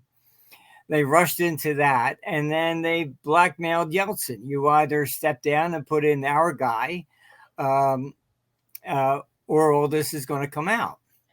And that's actually how Putin got the power. Most people didn't really understand because Putin was never known before. They wanted this guy Baryshnovsky put in, and he refused. So he turned to Putin, who was not a communist, and he wasn't a politician. But Yeltsin was getting attacked by both sides. He had the U.S. neocons on one side using the bankers, and on the other side, the old hardline communists filed a motion to impeach him to try and take back the country. And that's why I turned to Putin. So it just became a real big mess at that point. And I think that it became just one giant cover up. So they kept me in this contempt, no trials or anything. Martin, how did you get into contempt? Like what did you not hand something over? Did you not make a comment? They just what make happened? up whatever. They said, oh, you have to turn over stuff that I didn't even have. And even my lawyer said, I stood up in court. I said, can I have a list of what it is I'm supposed to produce? And but there was a backstory in that there was a Japanese element.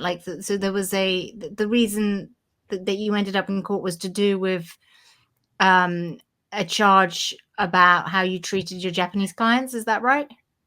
Yes. What it was that the bank actually stole $1 billion out of the accounts, told the government it was, they had no idea where the money was. That's why it just got to be, a complete insanity. That's when Gretchen Morgenson from the New York Times says, how is this even possible? Nobody, how does $1 billion vanish from a bank and nobody knows where it is? It's like a wire or something. There's got to be something of that nature. But it was just an excuse to shut everything down. And that's pretty much what they did. So shut your operations down, right? They shut us down. We even had a competitor that came in and said, look, we'll rent the Institute. We want to keep it going. No, denied. It was very clear that that's what was about. And the bankers were complaining that they would try to manipulate these markets all the time like this.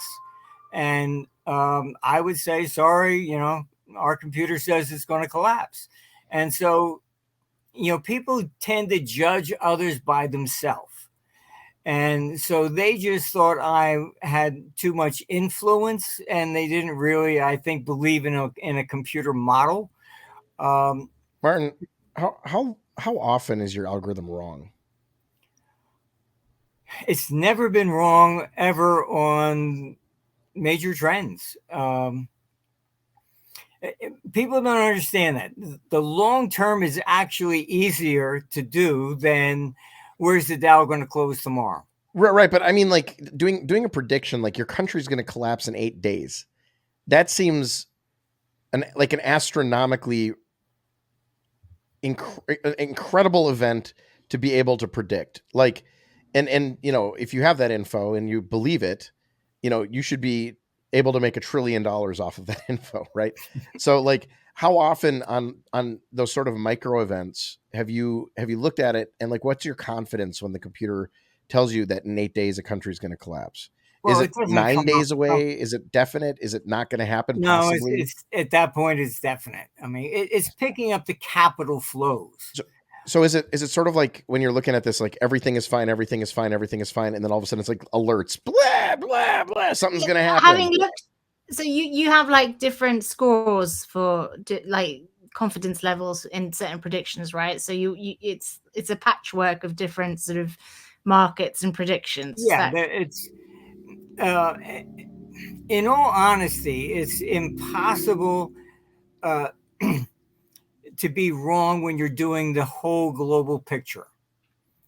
You can be wrong if you're doing a single market, because what happens is that there's always some wild card that comes from the outside.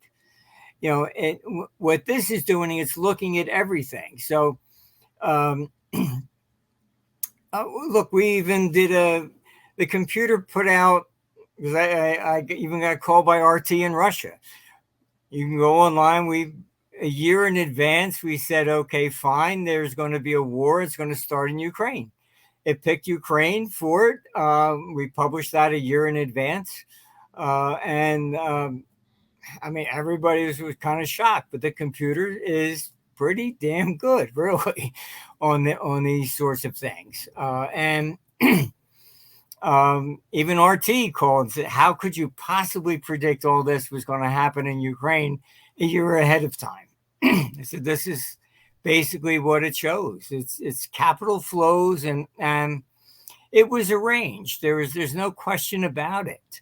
John McCain was there in advance. You're saying you're watching capital flows that are like precursors to war, where money is going and from places. Is that yeah, I think the idea is, as far as I understood, is that ahead of any conflict, people have to prepare, and so they start accumulating, they start selling this and buying this, and then preserving their own capital, sending some of it abroad, and the computer kind of picks up on what are anomalous flows relative to norm, and it can see a sort of aberration which is indicative of people preparing for a war.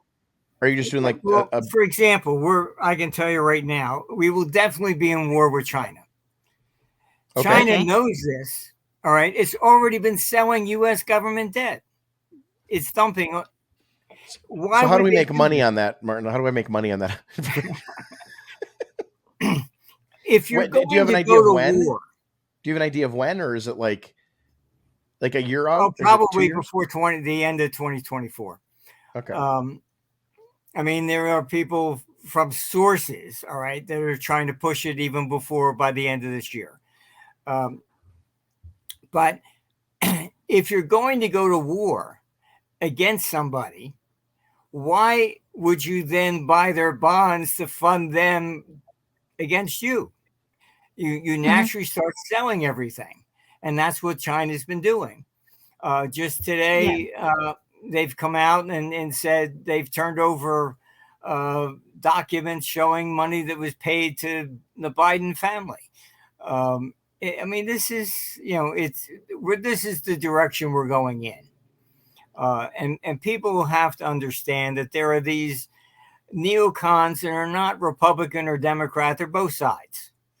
And that's just basically it. They have been there for a long time.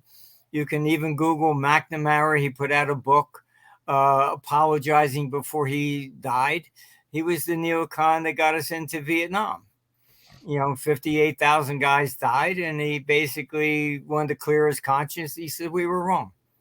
It's funny to apply the neocon label to someone that old. Because to me, neocon is something that comes out of 1998, 1999. No, they've always been around. What you would say a neocon is, and we're not the only ones with them. China has some, Russia has some. They're just hawkish conservatives of a sort. Yeah, right? You could call them hawkish. They in the United States, they actually began on the Democratic side. It was a split kind of they were against the democratic ideas of Marxism, etc. So they were Democrats who actually became, and they called them neocons. That's where the term actually came from initially. But they just, even Ron Paul has called them out. It's just been, endless wars after wars. It's, you name it, they just always want war. I don't know why, but there's something wrong with them. Their parent dropped them and hit them on the head when they were a baby or something. I don't know, but it's look. I've known some of them. I've known Bill Kristol. He even wrote the book on To Justify Going into Iraq. There's no real discussion with these people. They think that delusion, I would say. They really thought that, like, if they go in the Middle East, they topple all these dictators, that the people will cheer and give them some sort of ticker tape parade, and it just doesn't work that way. But they they will typically demonize a head of state, so they've done that to Putin. All right, Putin is not by any means. He's the more moderate guy. Just look at who is behind him, always threatening World War II and nuclear arms. You remove Putin, and you're going to see what the neocons there in Russia are really about. So you're saying that within Russia, there are much more like scary sort of figureheads who could take over, right? Absolutely. So if you create a power vacuum, like relative to the alternatives, Putin is a moderate force within the Russian echelons. Yeah, I mean, that's why Yeltsin even turned to him, because the communists were trying to impeach him, to take the country back to the USSR. Yeah. And so you have to understand that, that most of this is a lot of it's propaganda. I mean, you look at Saddam Hussein, they took him out, and then you had all the religious fanatics, ISIS come up. There's always a plus and a minus to no matter what you want to look at. And if you look at the guys in Russia who are threatening nuclear war, it's the second tier.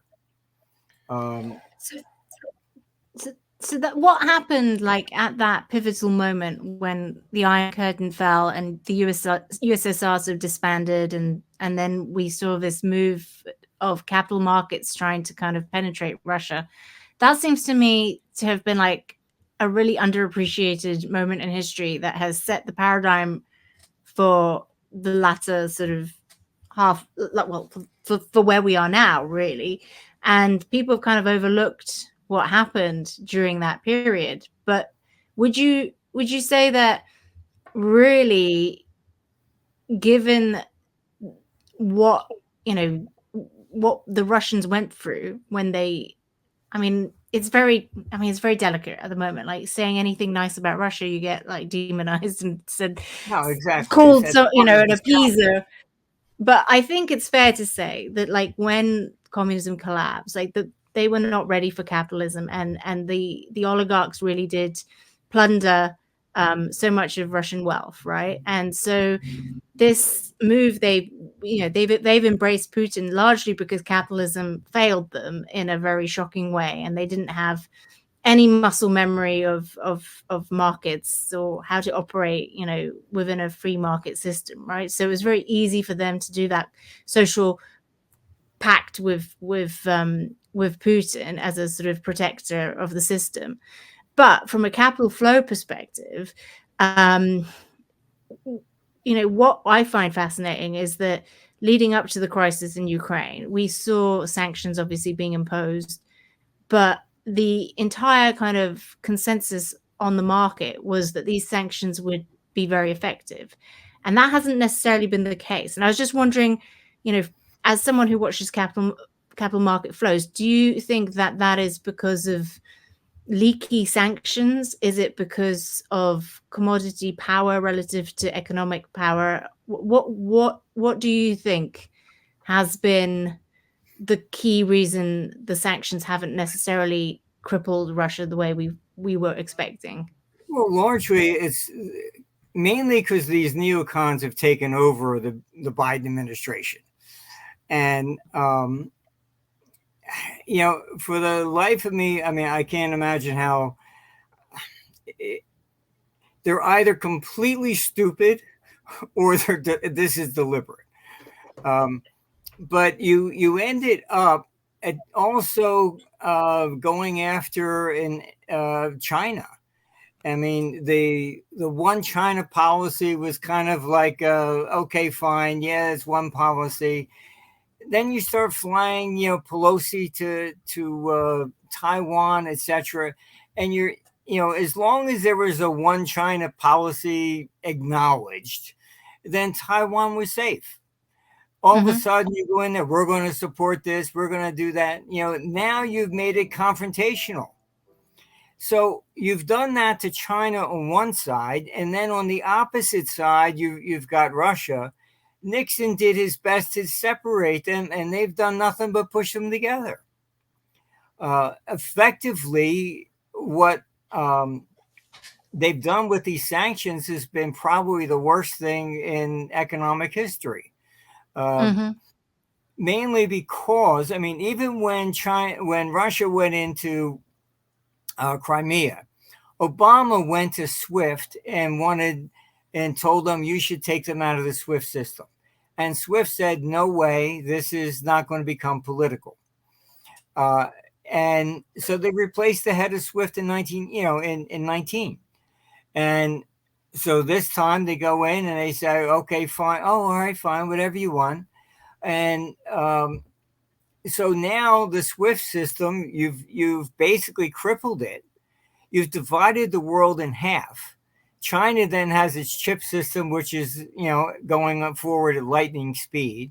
You now have the BRICS, trying to come up with something. The dollar, as far as the global reserve currency, is going to, also come to an end.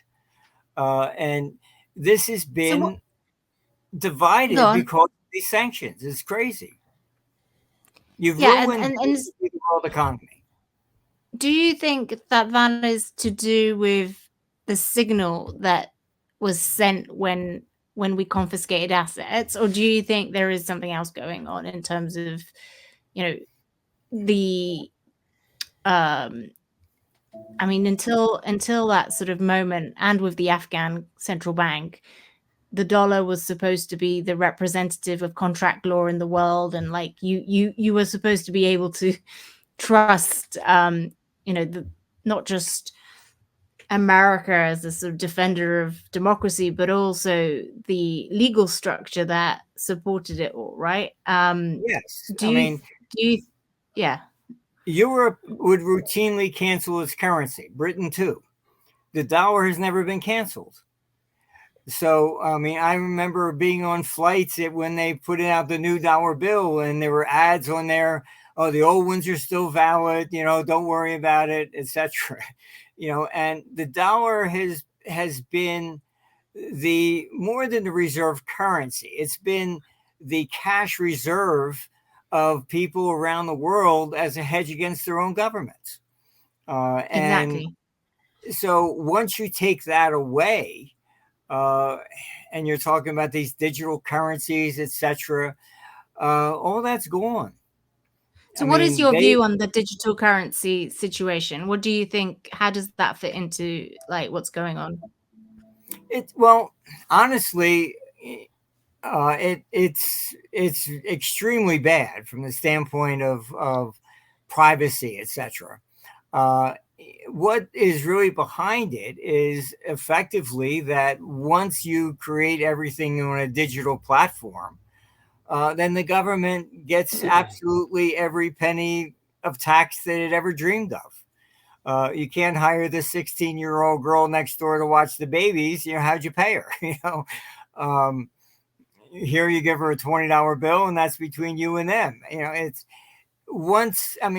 Even the Bank of England has come out and said that, a mother should be able to prevent the child from using it to buy a chocolate bar. Well, if the mother can do that, they can do that as well. So it's more of honestly, I've been in meetings for decades with governments, and their view is they would not have a problem if we all paid our taxes. That's just the way they are. They're on the opposite side, and we are really the enemy, and people don't understand that. And that's what this push for a digital currency really is about.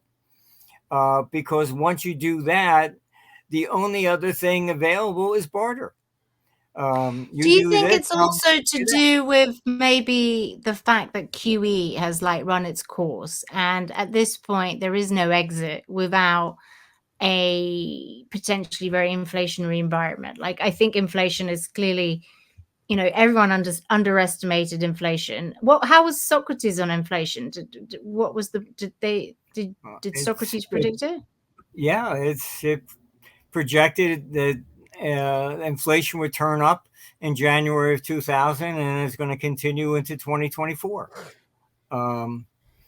It called for a commodity cycle this time. I mean, all these things are on record. I mean, for a long time. I mean, you can see them coming years in advance. That's why I said the long term is easier to forecast than it is where's the Dow going to close tomorrow. There's a lot of noise in markets. You say we move from whatever we have now to a system of barter, given that they've essentially ruined the global economy doing what they're doing. What does that look like to you? It looks to me that I would say our computers projecting that we're looking at the fall pretty much of Western civilization, and we're going to be looking at in 8 days. Now it's after 2032. 2032. Okay, I got to figure out what I'm going to do. Look. Well, they say that if you were a Roman living through the fall of the Roman Empire, you probably wouldn't have noticed it, because you don't notice necessarily when you're living through a paradigm shift. But sorry, Martin. A lot of people did. They began to leave the cities, and that's where you ended up moving into serfdom, so to speak. People would sign up for work for a guy that had a castle, and he provided the shelter and the protection when government wasn't there anymore. That's pretty much it. I mean, you can look at even Japan, which I find is an interesting case study. The emperors would always devalue whatever the last, the currency that was outstanding, and say, "Oh, all right, it's only worth 10% of this new currency I'm producing." And so after a while, the Japanese refused to simply even accept Japanese coins. Money became bags of rice, and they used China's coins. I mean, the same thing with the German hyperinflation. People they were using everybody else's currency but Germany's. I mean, that's fairly, common. You look at Zimbabwe, the same thing. They were using US dollars. So Martin, let's say we do have a collapse in 2032. Like, that's when things just go kaput. What does that look like? Are we trading chickens?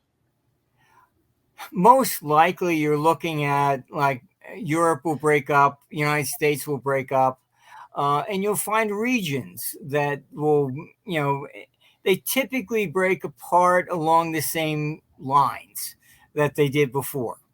Does gold go up? Silver, Bitcoin? Like, what do you think? I would. And by up, I mean, do they become the commodity of choice to trade? Like, what is the medium of exchange in that scenario? I mean, personally, I would, look at like the old silver coins, 1964 and back. You have to look at it from a standpoint of. Let me shut this phone off here. All right, thanks. But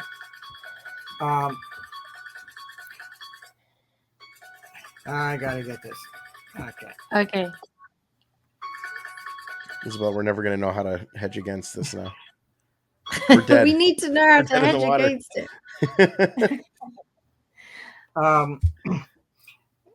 There you go. Shut it off. All right. You have these things that you have to look at it from the standpoint. You might know what you have. Does the other person? All right. I mean, there are videos on YouTube of somebody being offered a silver bar or a chocolate bar, and they take the chocolate. It all depends upon whatever medium of exchange the other person has to respect that it has some sort of value, and that's pretty much what will happen. I would say you're probably looking at breaking up as. Typically, even Rome broke up. You had the Gallic Empire split off from the Roman side. It's largely that we have these governments, and honestly, they are spending recklessly at this point because they know they're going to default. Yes, I mean, it looks very much like debasement is now factored into the policy, and they are perhaps not willing to admit it because obviously they can't admit it. But I think anyone who reads between the lines can see that the only exit out of where we are is through strategic debasement. And someone like Liz Truss obviously freaked everyone out because she was a little too explicit about it. But frankly, Truss was at least being a bit honest about what was going on. Whereas I think the reality is now we're kind of in denial or just trying to mask the situation. But what's Martin, will I be able to buy eggs with this? Do you think? You're not allowed to. That's a bullet. You're not allowed to show bullets. I just show bullets. Is it a bullet? Look, It looks I like a think golden bullet. You know, I mean, you know Klaus Schwab. I don't Well, really. Well, I mean, Isabella's I know who he is. been very intimate with Klaus Schwab, but not in the way that you I've think. met him once up close. His great reset is probably taken from our 2032. We've been on the opposite sides for a long time. I mean, even the guy that did the movie on me, Marcus Vetter, who did The Forecaster, Schwab called him and had him do the forum on him. I mean, it's been back and forth for a long time. We had our. Well, he must know who you are then. Oh yes, he does. So do you think Schwab is looking at your predictions, going, "This guy's right, and we need to develop a plan and run with it with these global elites"? Yes, what he is saying with his great reset is pretty much what our model has said. 2032, we're looking at a great reset. We're looking at restructuring governments, new forms, etc. What he's trying to do is just push the tree in his direction, which I don't see happening. Yeah, I agree with you. Our computer says, no, we're not going to be going into that form of totalitarianism. But Schwab, look, he is to put it mildly, he's a control freak. He's German. Well, but Swiss, I mean, besides that. Doesn't sound Swiss. He's a Swiss German, but yeah, he's half German. Yeah, definitely. Yes. I mean, even inside his organization, you're not allowed to make mistakes. One mistake, and that's maybe about it. But what he's doing is exactly with his character. It's to control everything. All right. And he is using, look, he's done a fantastic job of getting his foot in the door. Is there a possibility that like Klaus is also, I mean, he's obviously a technocrat, but is there a chance that maybe he sees this great sort of like, just to give him the benefit of the doubt, like, is there a situation where he sees all this unraveling and he realizes that actually the people need something to believe in, and I'm going to give them this thing to believe in. And if we can get them to believe in it, then at least maybe we can, unlike USSR, unlike the fall of Rome, at least then we can have a little less chaos in the transition. And I can navigate, I can be the great shepherd and I can navigate, people through the transition. There's no doubt we're going to all get poorer. That could be really awful. And maybe, we're all going to have to live with less. But if I can find a narrative to put around it, this will make it less damaging. Is there a chance that it's a kind of benevolent, shepherding us? I'm sure he sees himself as benevolent. And so did Hitler, I think. I was about to say that. Damn it, took my joke. But he doesn't understand why communism even fell. I mean, I went behind the Berlin Wall before it fell. I've been all over the place, and I would say that the biggest thing that was very disturbing there, that brought everything down, is that they turned everybody against everybody else. I had a friend who Yes. grew up there and in East Germany, and when the wall fell, his father went and got his Stasi file, and he saw all his friends were ratting on him. Basically, he came home and started punching holes in the walls and pulling out microphones. And after that, he was never the same. He would never speak to anybody but family. But I mean, this is, our cancel culture reminded me of exactly what took place behind the Berlin Wall that I saw myself. You can't speak freely. I mean, a friend of mine's, I went there with a friend, and because the day the wall went up, he happened to be walking on the right side of the street as a little kid with his grandmother. So he became an American, and the rest of his family was trapped. So he wanted to go back, but he wanted to go with a real American because he heard that if he was born there, that maybe he might be kidnapped or something. And I said, fine, let's go. I want to see what this is really about. And it was very enlightening. His cousin, she took us around, and if anybody was remotely near us, she would say, "Oh, this is the government. It takes such wonderful care of us, etc." And as soon as everybody was gone, oh, they're no good. And she called them every name in the book. Wow. That's the way it was. I mean, it's and I feel that has been part of this cancel culture that we see in the West. You can't say anything, COVID, all this nonsense. There do seem to be echoes, but one other thing that I wanted to ask you, because obviously he founded the World Economic Forum, I think around 1971, but you have the World Economic Conference, right? So yes, that's often that's another kind of similarity between you. And when was your first World Economic Conference? The WEC. Well, let me explain what Klaus claims in 1971. All right. Yeah. His first World Economic Forum was only 1987. Right. Before then, he would have these small conferences around with 25 people. That's what we did too. All right. I would run around. I would do a session in Toronto, then Frankfurt and Munich and different places. And our clients are the ones that started this. I was doing one actually in Zurich, and there were people from Canada that flew in for it. And they said, look, why don't you have one big one? We can all come together. I said, maybe that's a good idea. So 1985 was our first. And it was very good because you could actually see the capital flow moving in the room. I mean, like a microcosm.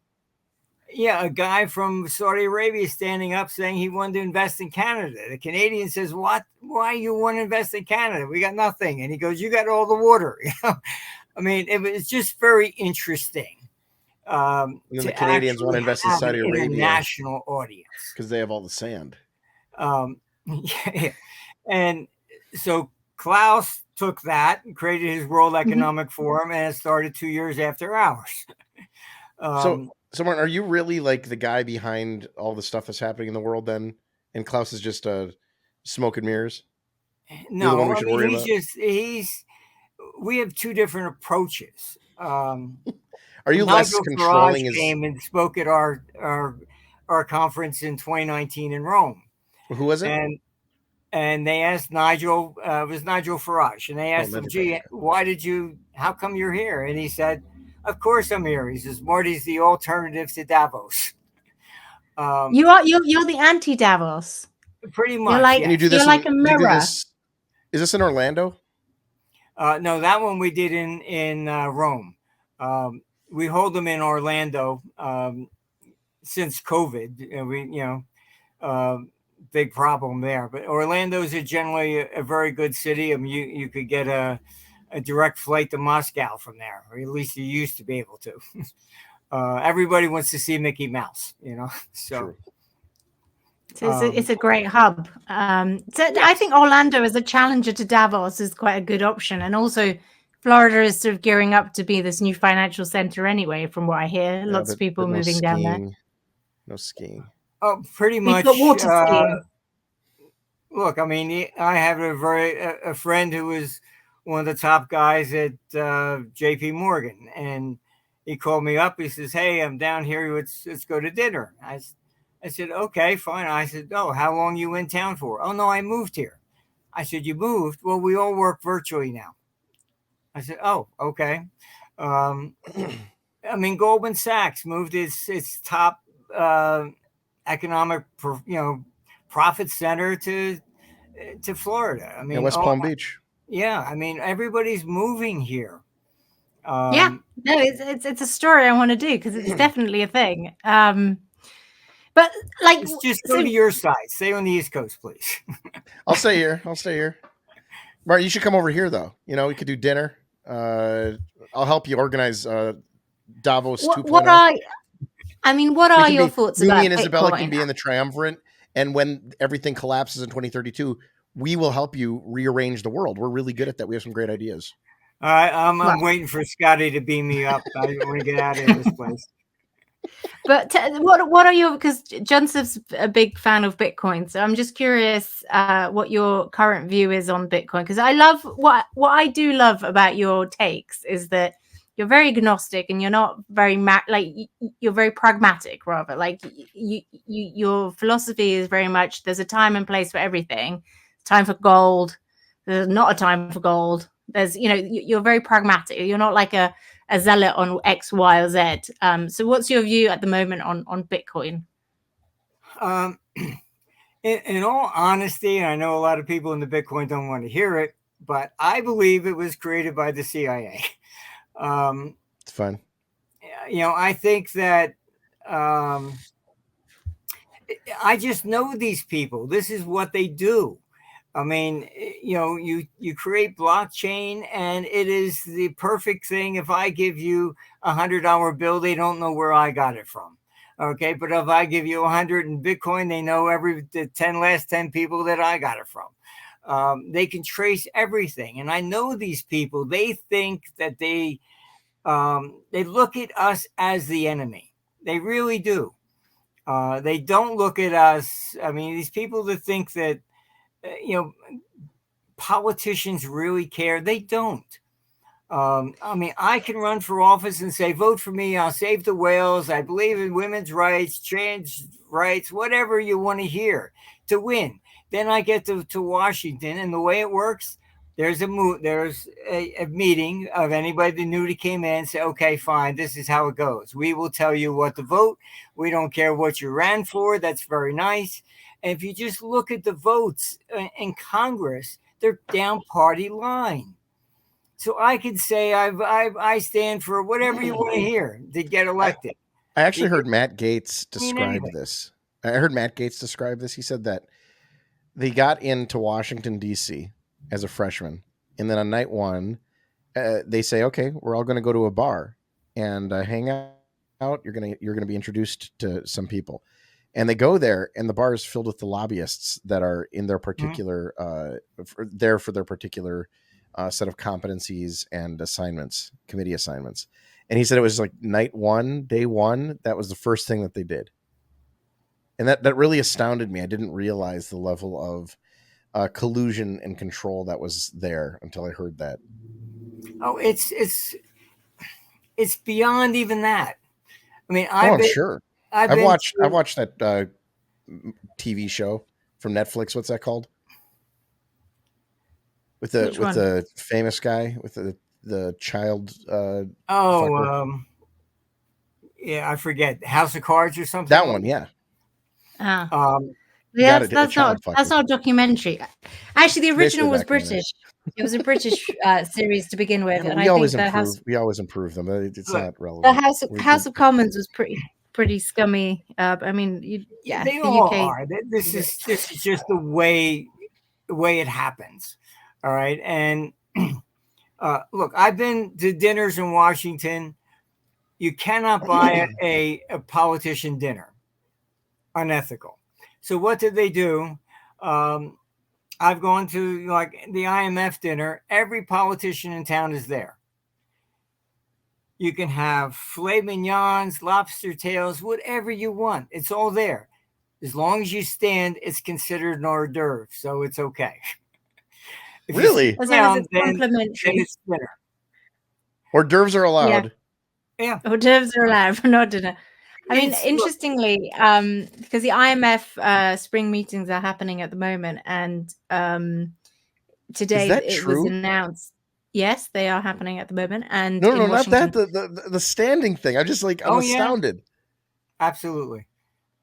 As long as you stand. I mean, look, I was holding my plate and Paul Volcker, I was holding the plate for Paul Volcker so he could cut his steak. Then he held my plate.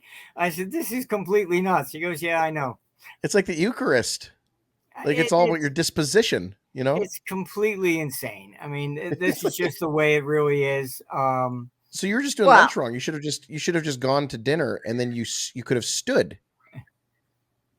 Yeah, as long clearly. as you stand, it's not considered dinner. And look, I've been in meetings on Capitol Hill, and I swear that it must have cost the government $100,000 in ethics to figure out, because we were going to be working late, and I had to order a pizza from one place. I couldn't share it with anybody else. They ordered pizza from a completely different place, so we could all sit down and have pizza.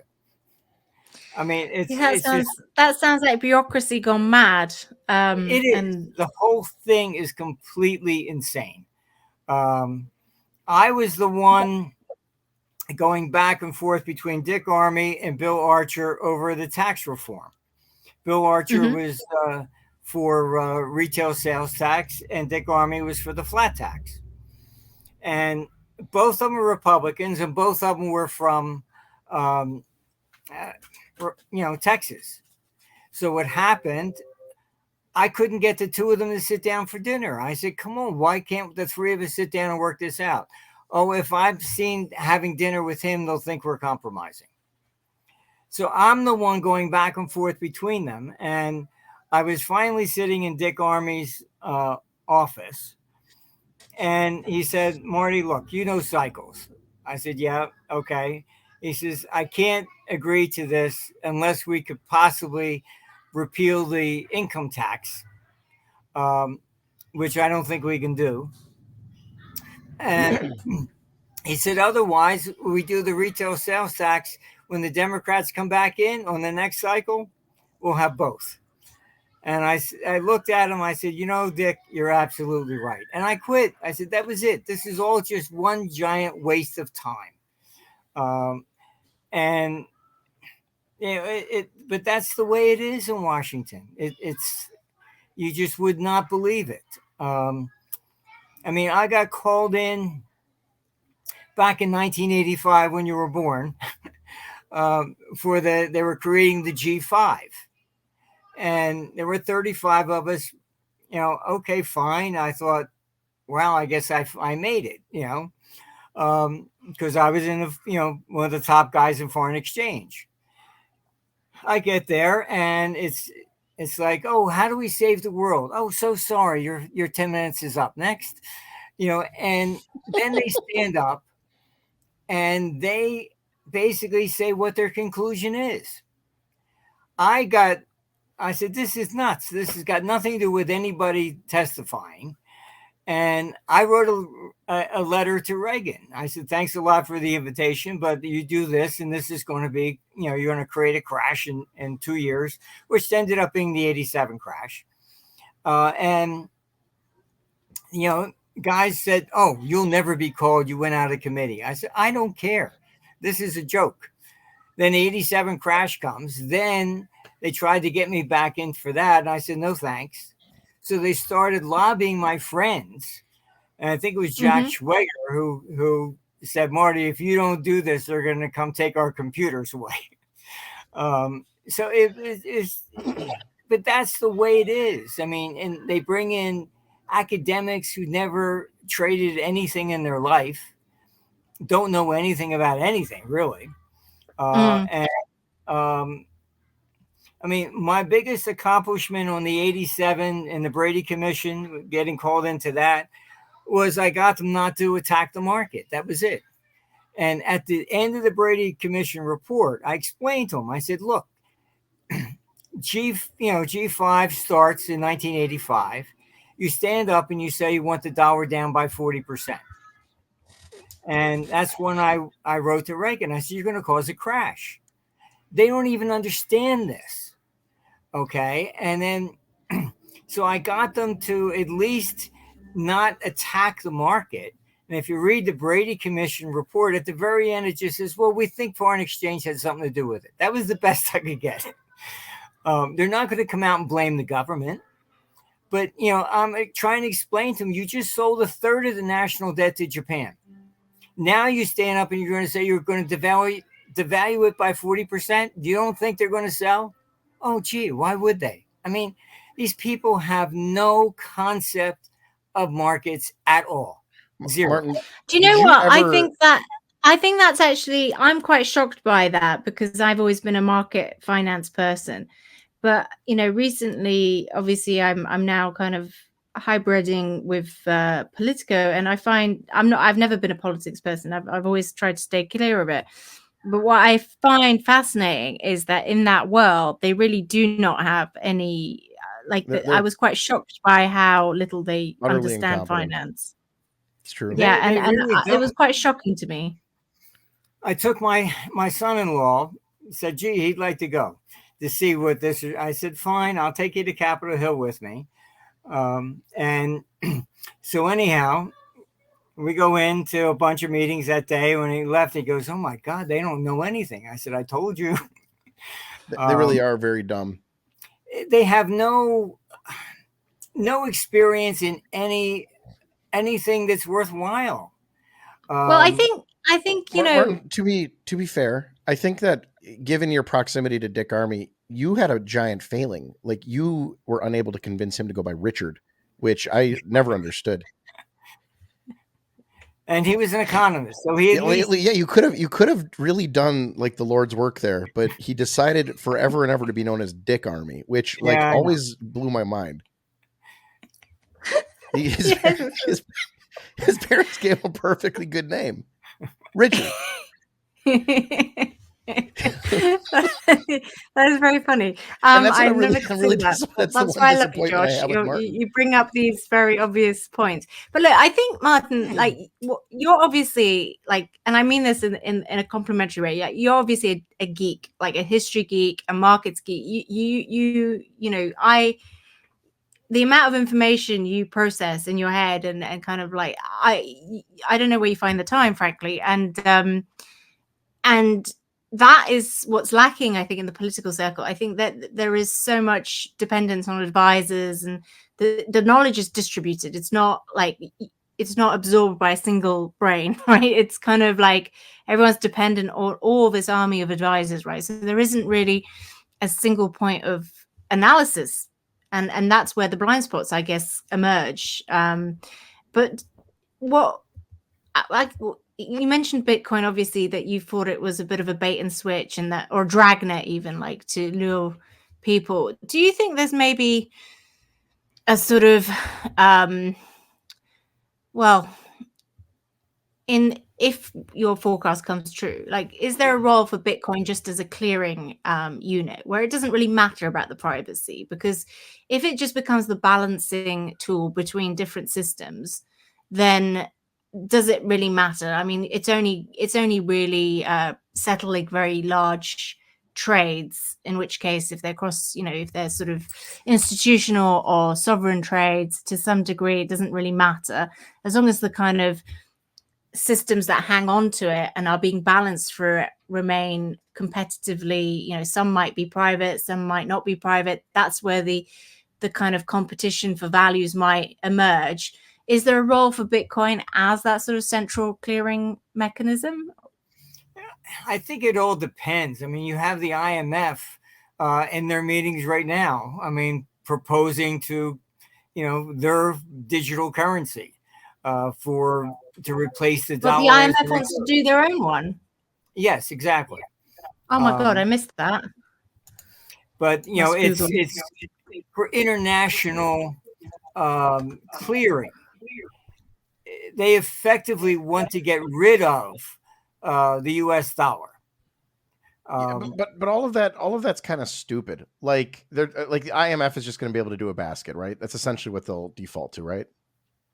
Perhaps. I mean, that's what the SDR was initially, but that's all they know how to do. I mean, like the way I see it, and not to defend Bitcoin too much, just kind of in general, currency exists as a means of like measuring the output of an entire globe. That's why we have it. It kind of expands to the bucket, to the size of the fishbowl, if you will. And to me, like I look at something like Bitcoin, it's just a ledger system. That's all it is. It does nothing else. You're not exposed to any of the risk of like gold, which has the risk of like certain industrial properties. All it is a ledger. And it seems like we've never had anything like that. And that's kind of my simple pitch for why Bitcoin takes over that function. It's I just wish it didn't have such a stupid name. It does have a stupid name. Change it. We'll call it Isabella Coin. No, that's even more stupid. That's a great name. I'm gonna call it Isabella Coin from now on. No, I think it's is a coin. A medium of exchange is whatever the people agree upon. Trying to use seashells for a while, cattle was. You look at, I mean, I think Hillary Clinton knows about that. Was if you read, St. Patrick, he talks about, snakes. He's exchanging snakes. Yep. No, it was slave girls. No. He says, I think I've spent the equivalent of 5 or 6 humans so far. Well, secrets. Isabella's going to pay your invoice, Martin. Don't worry. She's got a few slave girls. Yeah, I mean, it's nice. It is. There's a difference between the medium of exchange and the unit of account. Yeah, sure. So obviously, the slave girl was the unit of account, but you didn't walk around going shopping with them, and say, okay, fine. Here's, it's everything else was then related to what its value would be. If you look at the earliest bronze ingots that was emerged as money in the Bronze Age, they were in the shape of a sheepskin because sheepskins were the unit of account before. So I mean, it's always this. It's a cultural thing as much as a value thing. Like it's effectively a common denominator between lots of different people, and it's hard to predict in some ways. Yes, I totally hear you. I don't think any electronic currency will be the beginning and the end all, because I mean, there's going to be plenty of places and people that aren't on the grid. How do you? Yes. Conduct any sort of a business. There's always going to be some sort of black market, thing, no matter what country you look at. I mean, the answer is very simple. You might be surprised. You can print Bitcoins out. So like you can literally put Bitcoin on paper. No, I understand. But, you then also have to have somebody who's willing to accept that. Oh, yeah. I'll take it. And the if you look at money from that standpoint, going back to the beginning, it had a unitary value. It was usually food or something along those lines, something that could be used. Bronze, you could use it for a weapon or for a tool. It had a use to it. Isn't that bad, though? Isn't that bad for money? Like, don't you want money to have no exposure to the risk of a utility? Well, money has not had any utility ever since then, really. But I know, and I would say that like to me, that might be a good thing. That might be. Maybe it's not. Maybe the problem with the way that we're doing it is that there is sort of a central bank aspect where humans can mess up. But to me, I would think that you would want monetary energy to be singular and not exposed to things like demand for gold in India because it's the wedding season. Well, yeah, look, I mean, you have a global economy, which, as we were talking about before, the sanctions on Russia were very, very detrimental to the global economy as a whole. Once you did that, you divided everything in half. And so we no longer have a global economy. And Bitcoin was very big in China. They were using it to get the money out of China. And then until the Chinese figured out what was going on. So, I mean, in that sense, Bitcoin was a black market medium in China. But you see, that's where I think it might have rock, because I've always been as Josh will testify, I've always been a huge skeptic of crypto. But I think where I've come on board a little bit is like, if we are moving to this like big standoff between different systems that are effectively like there's an iron curtain between them all, then the leakage will have to go into some sort of black market, which will become the true price discovery mechanism between these more static systems that are very centralized and authoritarian, right? So in that sense, if the kind of if you think of it in Star Wars terms, if that's like the currency of the cantina, then that could that could work. And also Martin, the Great Depression. Yeah. There was a shortage of money because they were afraid. The view was that you had to make sure that their confidence in the dollar was strong so that we wouldn't default.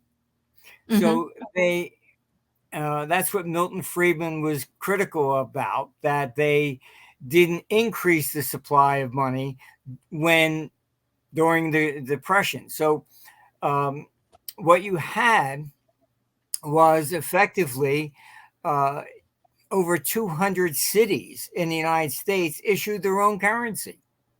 Yeah. Now it was good enough, okay, fine. I would accept it because the next guy in the same town is going to accept it. There are coins from the Civil War issued privately with the guy's name on it. I mean, you see the same thing in many cases. The Roman Emperor Tiberius was very frugal. You see, all of a sudden you see a whole bunch of private tokens being issued during his reign because there was a shortage of money. So, people do tend to go, I guess you could call it a form of barter or whatever. But if the countries are going to break up, you're probably going to see each little region creating its own currency at that point. I mean, that's what usually happens historically. I think that makes sense. And that would be, that makes both. Actually, I think in the kind of decentralized fragmentation, that would naturally complement the lower mobility of people, because people wouldn't be able to travel as far and wide as they'd and they'll be able to do that using Fedimint on Bitcoin. So, Martin, I think we have to wrap up here, Isabella? Yes, I was going to say, because it's London is late now, but Martin, we've only just started really picking your brains, and it was very kind of you to come and pop on. I'd love for the next time you come on, Martin, because there will be a next time. Obviously, this is your favorite podcast. As I can see it in his brain, he's like, "This is my favorite podcast." So, Martin, can you give me like 5 or 6 books to read before the next time we have you on? Should read his books. Well, I'll read his books, but I already know about those. So, like, I'll read his books, but like he's a geek in a way that I'm not a geek, and I'd like to become a geek like he is. So, I'd like to read books that he likes. I would say read Herbert Hoover's memoirs. Okay, Herbert Hoover's memoirs. Particularly 1931. Herbert Hoover's memoirs. That really kind of blew my mind, and it set me on a interesting course, that realizing that everything they were teaching me in school was wrong. All right, what else? I want to learn about the Celtic slave trade. Well, that would be, read St. Patrick. I don't know. I mean, there's so many different things. I mean, I can't even tell you how many books I have, probably thousands, but um, maybe even more than that. I mean, I've you know, the I would say one of the economists that first started even talking about business cycles was Jevons. Um, Jevons. yeah, Jevons. I mean, there's a lot of different things that are I think relevant. I mean, but what's happening right now is we're looking at not just the collapse of the monetary system per se. We're looking at the collapse of economic theory. Keynesianism is what is basically proven to be completely wrong. Is it going to give way to monetarism then, or what is the replacement theory? No, I mean both of them are tied to government controlling the supply, and this is the whole problem. I mean, if you look up when did Powell raise interest rates? He raised it within 2 weeks of the Ukraine war starting. He knows, like every other central banker, war is inflationary. He can talk about, CPI and job growth, whatever, and people will say, he's going to lower rates because the number's better this week. Complete nonsense. He knew right away where we're going and what's going on. And he started raising rates. It is quite mental that he did that 2 months after like the Ukraine war. I hadn't really appreciated how crazy that is in retrospect. It is kind of mad. Yeah. Well, listen, I've talked to central bankers. I know exactly what the problems are. But before we pop off, I just wanted to do you think you've been purposefully smeared in the press? And like, do you feel that, because I get the impression, and correct me if I'm wrong, that like you're the sort of person that a lot of people, especially in the mainstream, were kind of like secretly, and they'll go, do you know Martin Armstrong? And people go, yeah, I do. Yeah, I kind of read him. I really appreciate it, but shh.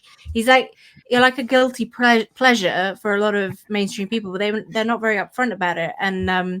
And I just wonder, like, how you feel about, because you did get a lot of press coverage early on, and you still do, but in more a fringy way.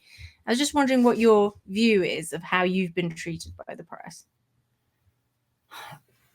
I would say initially it was a lot of the people in the press just mimic whatever the government says.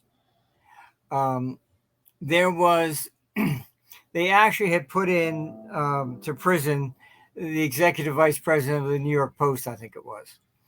And when he came in and he explained to me, first he came in and he kind of joked. He says, "Gee, I just wanted to thank you. Every time we put you on the front page of the New York Post, we'd always sell an extra few 100,000 copies." And I said, "I'm glad to have helped you." And then he explained early on, there was an article that came out in the Associated Press. The judge had put a note on the door, "Courtroom closed," which is completely illegal. We're supposed to have public trials. But this one journalist from the Associated Press, either she was in there before he put the note on or she walked past it. I don't know. But when I got there, he ordered the marshal to go see who everybody was in the room. And when he discovered she was from the Associated Press, he ordered her out. She had the guts. She walked right up to the bench and she said, "We're the Associated Press. You can't throw us out." He pointed to the room, told the marshal, "Take her by the arm. You get out of here." So she actually wrote an article, which you'll find, I think, on our site. April 27th, 2000 was the date. We question whether or not Armstrong is going to get a fair trial. From the Associated Press, that was amazing. All right. And this guy from the New York Post, he came in and he said, when they threw out the press, we knew something was wrong. But, then honestly, after that, you end up with people just, Bloomberg wanted to come in, and I knew they had done interviews on us, and Mark Pittman knew exactly what took place. And we were not managing their money in Japan. We bought their portfolios. It was exactly opposite of what the government said. And Mark, he even said to me, he says, Marty, we're not going to let them do this to you. Bloomberg took him off the case, put on this guy, David Glovin, who basically wrote whatever the government said. That was it. And actually, the guy that was doing the interview of Glovin for the movie, he got Glovin to admit that, he was being told from above. And then he said, please don't show that. He says, I'll lose my job. This is the way the press is in New York. They just put out whatever the government tells them to do. It's funny though. I mean, because we really do have to wrap up, but it is funny because I think even 3 years ago, hearing that story, people wouldn't have understood that. I think now we're all a bit wiser to how the kind of peer pressure works and how the press self-censor as well when there's fear of stigma. So it's been really fascinating talking to you, and I hope we can do it again. If not, just to see you stand off with Joseph about Bitcoin. That was fun. But thank you for your time, and he'll do the reading, I guess, by the next time we speak to you. Okay, very good. You got some homework for you. I'll read everything, Martin. I'm very fast. Very good. I can read on 2x speed and Audible. Well, Herbert Hoover really opened my eyes. I'll read it. I'm going to do that. I'm going to read that too. Well, thank you, Martin, for joining us. Have a lovely day and weekend in Florida. And I will split this interview in half so that we can separate it for our readers, so that our listeners, so that your bit is contained in its own little area. So thank you. It'll be listened to by 8 or 9 people at least. Yeah, hopefully a few more. All right. Thank you, Martin. Take care.